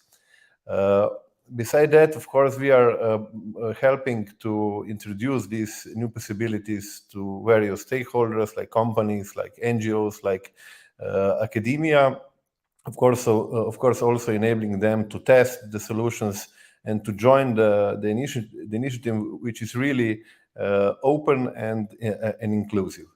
And here, of course, we are on the mission together with all of you, because we also participated at the event in Dubai related to Blockchain4Climate in MENA region. And we are part of flagship initiative. It was already mentioned with few previous speakers, COP in Metaverse, where we are trying to develop together with interested partners already included into the initiative, the space and solution for COP to be have now COP27 in Egypt, then next year also probably in Dubai, to enable all the participants, various stakeholders, actually to meet and to discuss, to collaborate in the metaverse.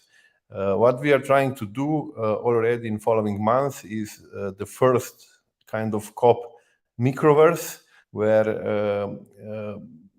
basic entry point will be also connected to our platform, but where we are open, of course, we are open with also other initiatives on the space of metaverses to join, to collaborate, and actually prepare until COP27.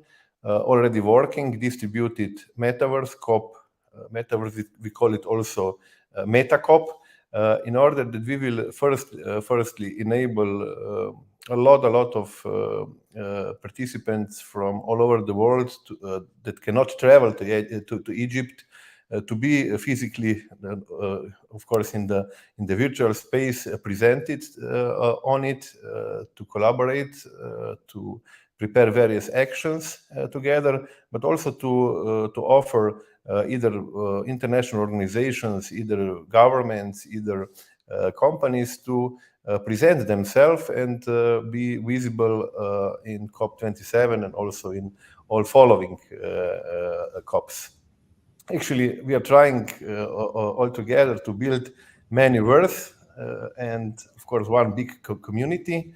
And to conclude with the call to action, join the flagship initiative, really brilliantly coordinated by Miro and all the team behind.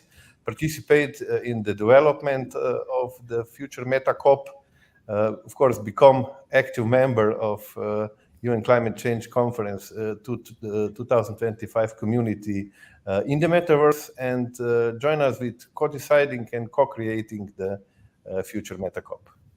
Thank you for your attention. Bravo, Tadej. And just two brief points to add why it is a very valuable initiative and how we also have the means to make it happen. Is one thing is my organization has last year applied for a space, for a pavilion space, a 2-story pavilion, 100 square meter, and it would have cost altogether around 450,000 euros. And so this is a cost that many countries cannot afford. And there are also other very important stakeholders in global climate governance who should be at the COP, but they cannot afford to present themselves. And so now such a multiverse engagement opportunity will make it economically feasible or even for free, because we will find ways to sponsor it from the Digital Art for Climate sales or whatever, that really all of society engagement in the UNFCCC process is possible. And the other element to this is also, as I said, we have been able to apply for the space. It was allocated to us. So the idea is that we will again apply for a space as this Blockchain4Climate community, and that there at the COP there will be some kind of portal between the different worlds, and so that people can come there to see how it works, to see what people in the metaverse have presented or what kind of contributions they have, and vice versa.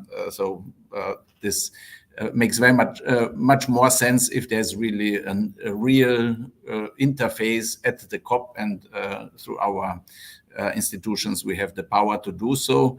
And we have the knowledge of people like Catherine, who has been already managing last year the Global Innovation Hub together with Open Earth Foundation and UN FCCC program. And Catherine has expertise on so many fields, is also one of the key members of the Climate Chain Coalition. And yeah, Catherine, please add your perspectives on what the potentials are of these networks and these initiatives for global climate action. Thank you. Sorry.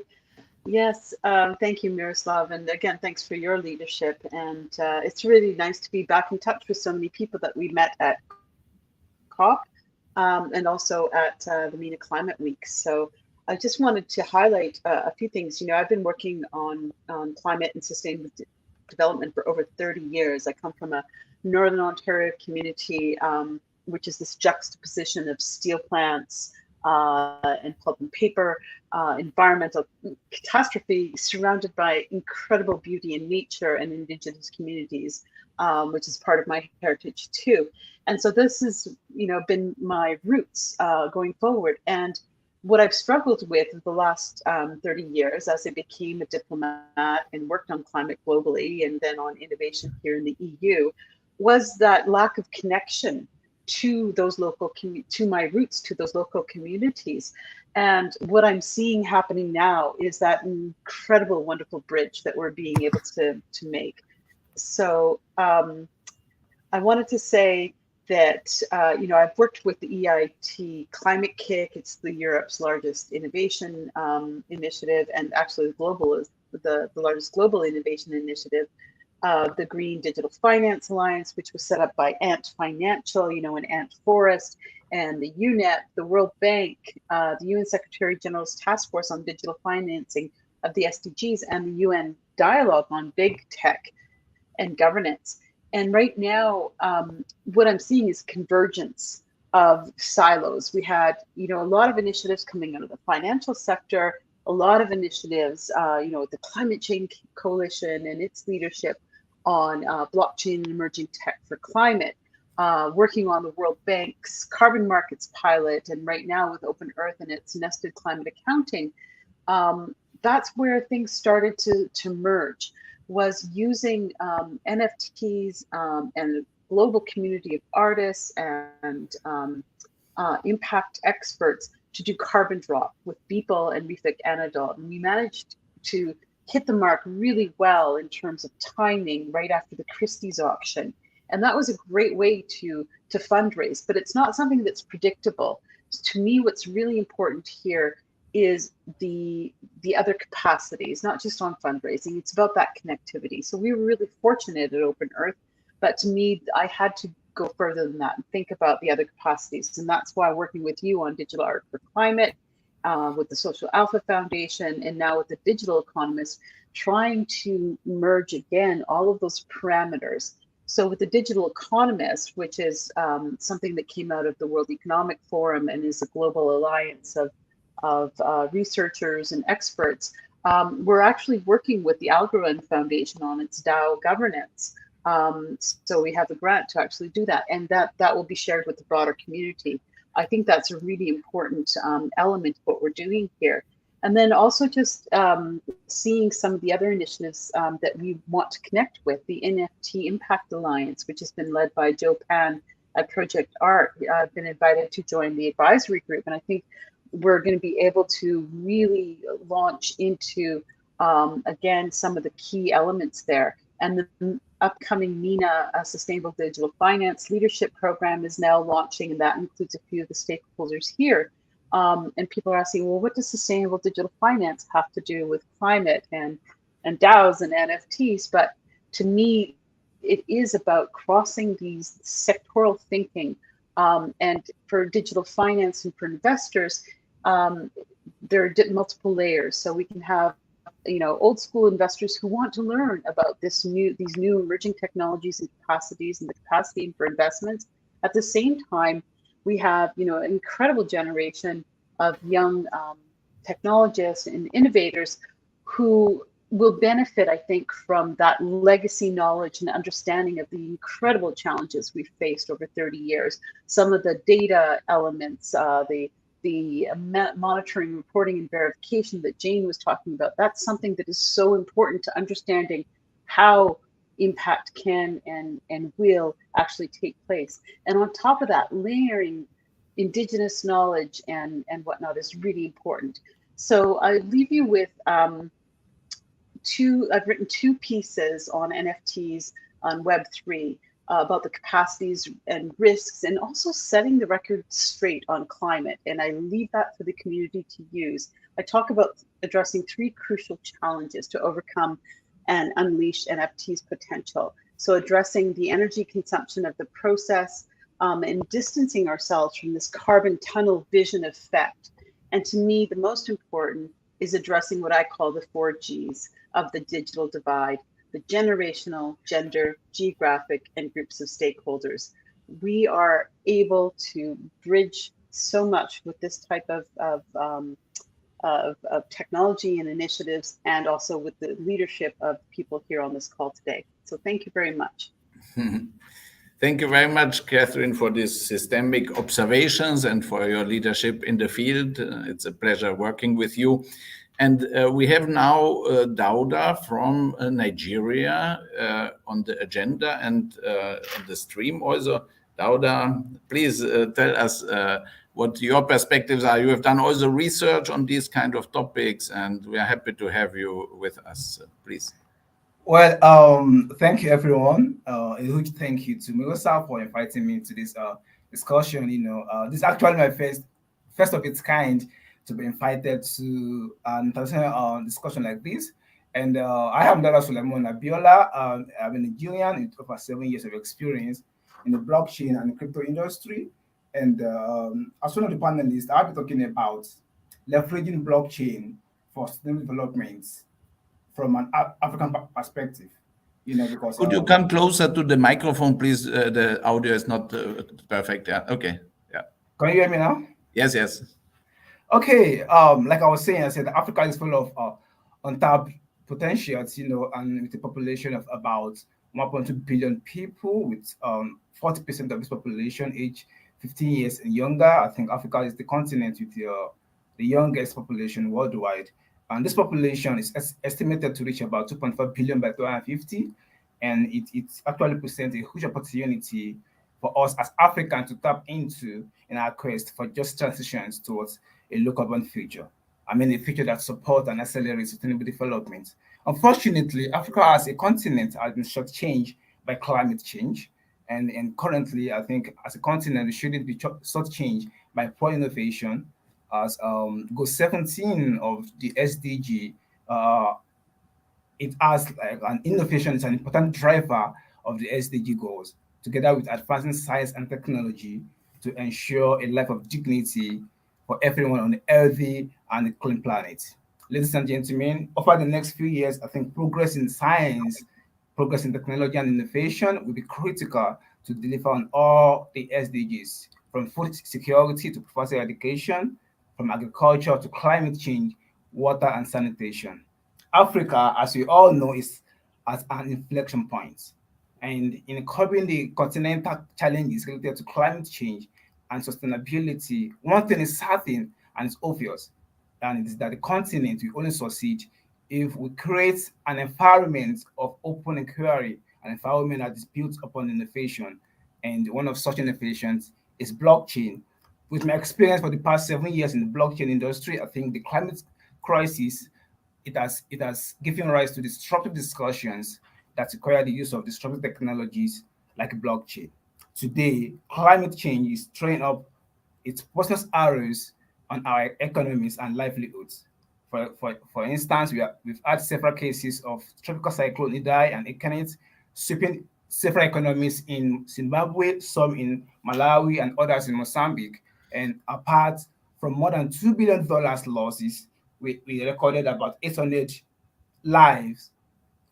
These are not just numbers. These are human beings that lost their lives to the poisonous arrows of climate change in Africa, from Mozambique to Malawi and Zimbabwe. Apart from improving the traceability, accountability, and transparency of greenhouse gas emissions, I think blockchain technology can significantly provide more standardized, reliable, and accurate data on carbon emission. With smart contract, as we all know it, we can calculate, we can report, we can track the reduction of carbon footprints in the entire value chain. Moreover, we now have documented reports where blockchain technology provides instant verification and authentication of real-time data. For instance, we've recorded an initiative in Kenya called the Low Carbon Tea Project in Kenya, which is supporting the SDG Goal 13, which is on climate action and involving building knowledge, capacity to meet climate change. Using the Kenya tea industry, the project was able to capitalize on blockchain to carry out pilot testing and feasibility study by assessing the traceability, the transparency of production, and emission of the greenhouse gases in the tea industries. Ladies and gentlemen, one aspect and the use case of blockchain that we all understand is the non-fungible token, which is the NFT. But before I address this, I think one of the leading causes of poor financing in Africa is the low access to financial inclusion among several Africans. At this was recorded by the World Bank. More than 48% of Africans lack access to formal financial services in 2022. Even when these people have access to these financial access, usage rates, are often they are low because of costly transaction costs, network failure, and insecurity. Youth, women, and those living in remote areas. For example, I actually live in Lagos. We have got Nigerians, Africans that are living in remote areas, and these people are mostly the victims. Centralized finance, which is powered by blockchain, DeFi, can help reduce centralization. It can help provide zero transaction fee. I've actually worked on different projects in Africa. We have Maraba DeFi that seeks to onboard many Africans into decentralized finance. Dauda, we will have to come to an end, but it's very valuable, very important, your insights that you have, and I really hope we will collaborate. And also Catherine has messaged us that she will include you also in some events and programs that she is planning, because having you in our network is very valuable, because the solutions really need to function in environments like yours. Sorry that I had to cut you, but it's certainly only the beginning of a cooperation. We will certainly have you on more events where we will have more time. And thanks, Lauda. And now I have, because it's we have several aims with this initiative. One is Digital Art for Climate, presenting as the leading UN-associated and environmentally sound NFT solution for the climate.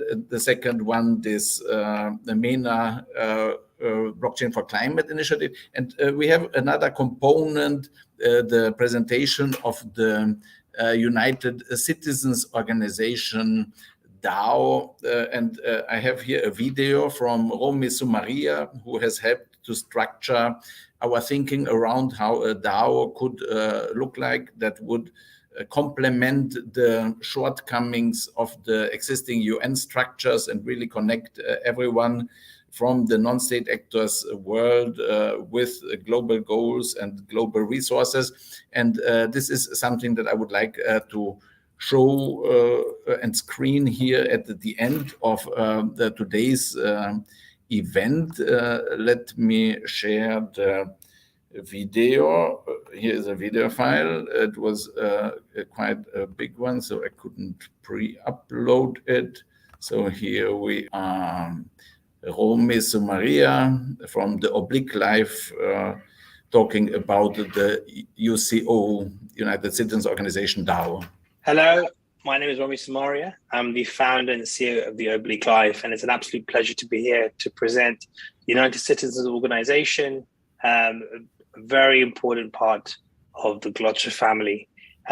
It's been a real pleasure working with Miroslav Polzer, and I'm just going to give you and then all the listeners and then viewers out there today just a quick introduction into what we're looking to build with this concept that we've coined, which is the United Citizens Organization. So I'm just going to share a couple of slides here to kind of give some context. And if we just quickly look at the Glotcher, here we go. So who and what is Glotcher? I think this is a really important moment for Miroslav in particular. But Glotcher is what we've been building, and it's a decentralized ecosystem that empowers multi-stakeholders to deliver and act on the UN Sustainable Development Goals. It encompasses our modern societal systems, which combine civil society, economic systems, and technological infrastructure. And that's how we've kind of founded on three key pillars. Organization, so transitioning to a decentralized governance for the commons. Technology, utilizing Web3 related technology such as blockchain. This is really important because there's a whole new world out there of technology that can transform the way we communicate, interact, and allow resource mobilization. And culture, we want to make sure that we are multicultural and inclusive at the heart of whatever we do. This is something that's really interesting because a lot of the kind of big power structures that we are around right now have been developed in times where the dominance of particular groups of individuals rather than a truly multicultural mindset. If we design something that's multicultural from the beginning, it has a very different outcome and a very different opportunity and accessibility, and most importantly, benefits for all types of people. The structure is kind of split in two kind of verses in a way. We have the physical world and the metaverse. The whole point is that we want to create a digital world, a digital framework that this global community can kind of interact through. However, we still acknowledge that for any digital world and digital community, there is still a physical connection, and we still have to work with the existing structures and frameworks. So that's how we have this kind of three-staged approach. We have the IAAI, which is the registered entity. This is the entity that is accredited to the UN system and really gives us the kind of foundations of what we want to work with. Whatever we do, we're not opposed to anything that already exists, like the UN, for example. We're very actually aligned to it. What we're just saying is how can we create a parallel organization that can deliver a whole different amount of outcomes, but with a whole different outlook and view, but still delivering on those foundations and supporting the good that those organizations do. We then have Glotcher, which is a kind of connectivity and builds this ecosystem together, but it's all about decentralizing the way we govern and ensuring and empowering multi-stakeholder UN SDG action. Then we move to the digital world, the UCO, and this is where we're looking to build a quasi-international DAO that's offering, which gives global youths a blockchain-based solution to govern and enable action. We don't want to limit this kind of how we deliver this action, but what we've kind of built up is a kind of project-based approach in a way.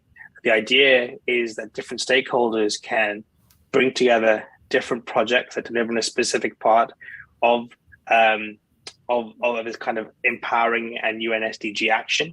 And then each kind of element and project will be managed by itself and deliver certain outcomes. We've listed 5 of them here as an example to give an idea. The one that's currently already functioning and active and live is the Digital Art for Climate initiative.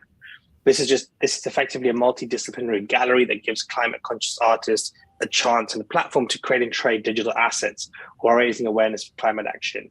It's been super successful. It's already been exhibited at COP26, and there's a variety and a range of exhibitions happening, as you'll see as part of the talks by Miroslav today and over the coming days, weeks, and months. The other four are different and have different objectives. We have an ACE marketplace. This is really a chance to build kind of market-based trade, not just NFTs, but also crypto stamps, carbon credits, and also coin raises in the future. We want to allow for fundraising. The access to capital is not even distributed around the world. We want to give the members of the United Citizens Organization a chance to really be able to bring their ideas to the table, but then equally for philanthropists and people who want to support projects to be able to invest in them and really drive this sustainable initiative and this entrepreneurial mindset. Life management is key as well. We also acknowledge that being sustainable is an everyday choice, an everyday change of life. But sometimes, there's no incentive to do that. We want to create an app where we help people change their lives by giving them guidelines and ideas of how they can do that, but equally by giving a place to record this kind of the good that they're doing, and in return earn rewards for doing so. We know it's a kind of it doesn't always, why should people be rewarded for doing good? But at the same time, we do acknowledge that by doing so, we just create a whole different mindset and can really reward those who are trying to make a difference. And I think that can only spur more change. And education is a key element. We want to build a whole education program through the UCO where members can share the challenge they face and learn about who and what is solving these sustainability related issues. Education is a fundamental part. These are not, again, like I said, the only things we'll be doing, but these are some of the 5 areas we're looking to expand on at the beginning. And as we said, the United Citizens Organization is a decentralized autonomous organization, so a DAO, which is aligned with the UN's SDGs. It's going to be made up of global citizens. There'll be a lot of youth involved, but it's not limited to youth. And the idea is to use this decentralized blockchain-based solutions to empower and deliver climate action for the next generation. We chose a DAO for 4 main reasons. Because of transparency, efficiency, autonomy, and anonymity. It's really important because these kind of 4 principles are essential in making sure that everything we do is clear, transparent, fair, but also allows this resource mobilization in a way that the resources get to the right people. But equally, that rules and the frameworks are based so that the right transactions are done and the right decisions can be made. We also are aligned with ACE. Now, ACE has 6 key principles that they want to deliver upon. And if we look at how we've structured the UCO, we look to do the same. We want to, make sure that we are offering and allowing for education, whether it's through experience or through academia. We want training. It's one thing to get education, but to put it into practice, it's really important. So we want to ensure that the people in our community, the UCO members, can gain the skills they need to deliver the change they want to see. Public awareness is essential, and that's through kind of different initiatives we have, whether it's digital art for climate, whether it's other ways of gamification. The idea is the more we can raise awareness of what's happening, the better we can make that change and difference. Participation is also key, because if we don't have public participation in a way then we're not able to really maximize the reach what we want to do. But it still has to be very transparent, and we have to have robust governance structures to allow this to be done in a fair way. Information is we're in the information age now. We have to make sure we have public access to information, which is why we're going to be open source. But again, we are very particular on the fact that information should be secured and verified whenever shared or distributed. And we want to have international cooperation. This is a global community. We will no member, no individual is better off. It should be better off than the other one. It should be equal. And with a global commons logic, this would, we want to go beyond any individualistic or national interests. The UCO functionality they're going to be 5 main functions actually for the UCO. So one of the main ones will be accreditation. This is really important because it's a key aspect to get involved with the UN system as well. So we're going to create a UN-aligned community with digital identity management and self-sovereign identity. This is a whole new way of thinking about things, but it's a great way to ensure that we have each place is protected, but we also go through those strict measures that and we're verifying who the participants are. Collaborative decision making. This is again a really important part of what we're going to be doing. It can be quite time-consuming, but with the use of DAO smart contract logic, we'll be able to have a democratic process which is inclusive but also efficient. And I think this is really key. SDG action certification. It's all good to say that people are doing good stuff, but if we can't verify it and document it, then we're no better than any other system. This is where the real value is. This is where you can create your value chain and your history of the good that you're doing. We want to make sure that the digital measurement and reporting is there. And also we're going to make sure that we are basing this on standards and social proof mechanisms that are transparent, fair, and aligned with existing standards in the world. Education will be absolutely essential, like we said, and what we want to do is encourage people to not just learn but teach. And we're going to offer rewards, whether it's tokens or different ways of earning different value from the system by sharing, learning, teaching, and that whole keeping that cycle going. And the last thing is resource mobilization. As we've said, we want to make sure individuals are able to distribute resources, and we can get these to all parts of the world, whether it's intellectual, financial, or technical. We want to make sure that there is an opportunity when people are building up their capital, their individual capital, with the different actions they're doing, the education they're sharing, they are then able to transact other resources and develop their own knowledge, skills, and better their world and lives. At the end of the day, the ECO is all about being transparent, inclusive, and having equitable governance. And to ensure this, we will establish digital identity management and onboarding process, a registry to document, verify, and evaluate impact action. That's really key. The registry is going to be a massive part of what we do, but also it's going to give that security and the ability to let people know that there is a real trust mechanism in place here. And then a token model that can reward impact and action via governance tokens, action tokens, NFTs. This is really, again, essential. And we're going to be working really hard to create a robust tokenomics that encourages people to do good, but that also creates value and creates a system where we are always adding value to it rather than diluting or taking it away. So that's, in a nutshell, what we're going to be doing. I'm super excited to be part of this journey with Miroslav Polzer and the Grotscha family. The UCO is in its early days, but if we can build the support that we need, we can really take and build this organization and the community of people that are going to change the world. So I would like to say at this point, thank you very much for listening. And if you have any questions, please do reach out to us. We're more than happy to engage and share them with you. Thank you very much.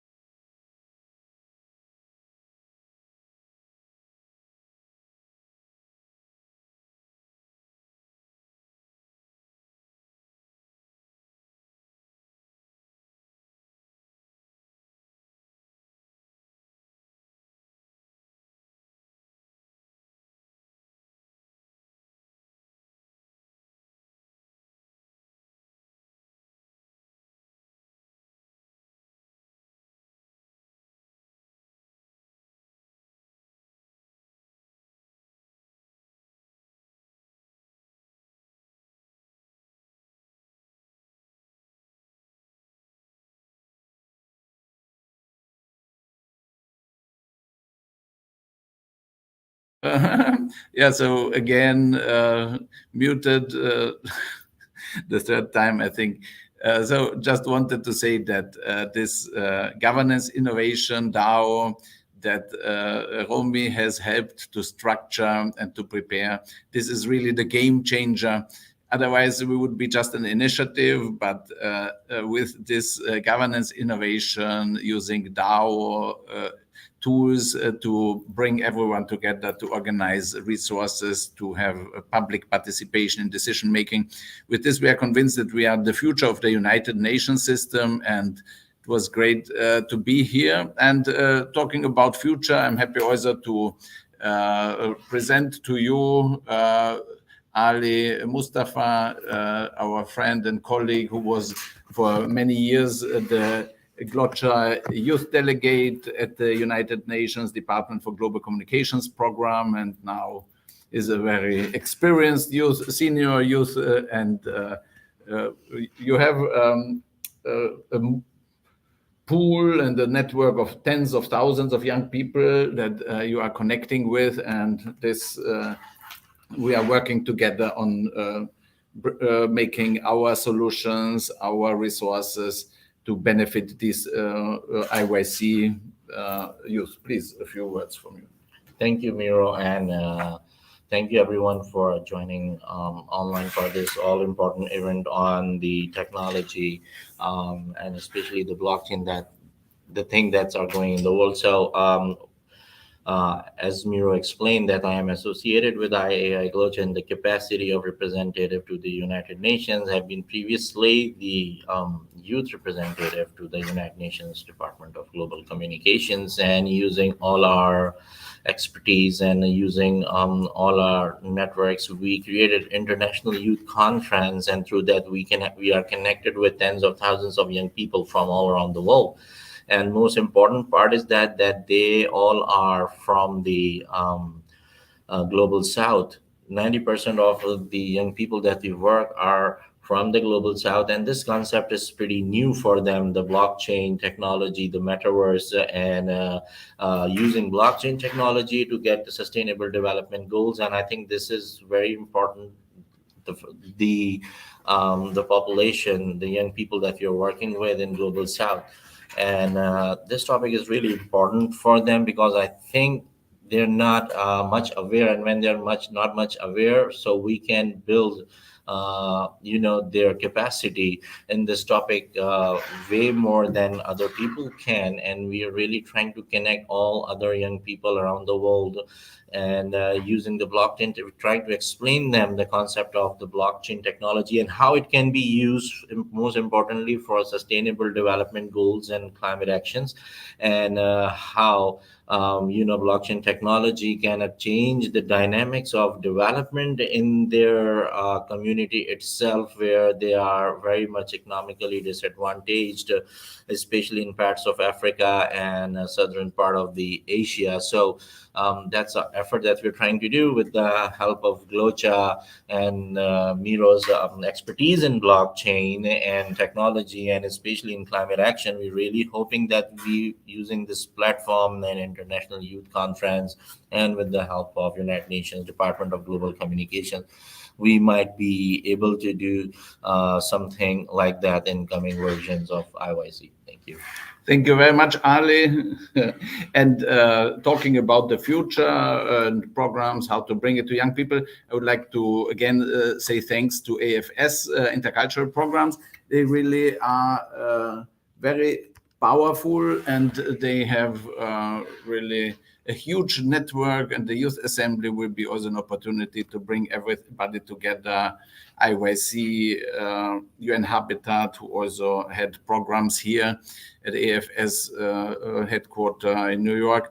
And yeah, so briefly adding also again my contact details, also the details from the Climate Change Coalition, the leading global network with about 300 organizations set up, co-founded by the UN Climate Change Secretariat. And there I'm the strategic director, looking with these 300 organizations how we can make best use of blockchain technology for enhanced multi-stakeholder climate action and climate finance mobilization. The link to the LinkedIn group for MENA Blockchain4Climate group, actionforclimate.support homepage from the ACE-AT project, which provided the resource base and the bridge to the UNFCCC process funded by the Austrian Ministry for Climate Action, and then also the link to Digital Art for Climate initiative. It was a pleasure having everyone here with us on this call. I hope we have been able to accomplish our goals of, again, establishing and solidifying our position as a leading digital art initiative associated to the UN and environmentally friendly, and being partners of the UN system for global climate action governance innovation, and with a focus on youth. We are the future, and stay with us. Let's build this movement. Let's develop these solutions, and let's mobilize the power and the energy of global citizens for a better world. And with this, I conclude this side event to the UN Science, Technology and Innovation Forum 2022. Greetings from New York, and stay tuned. Visit our homepages, and all the best.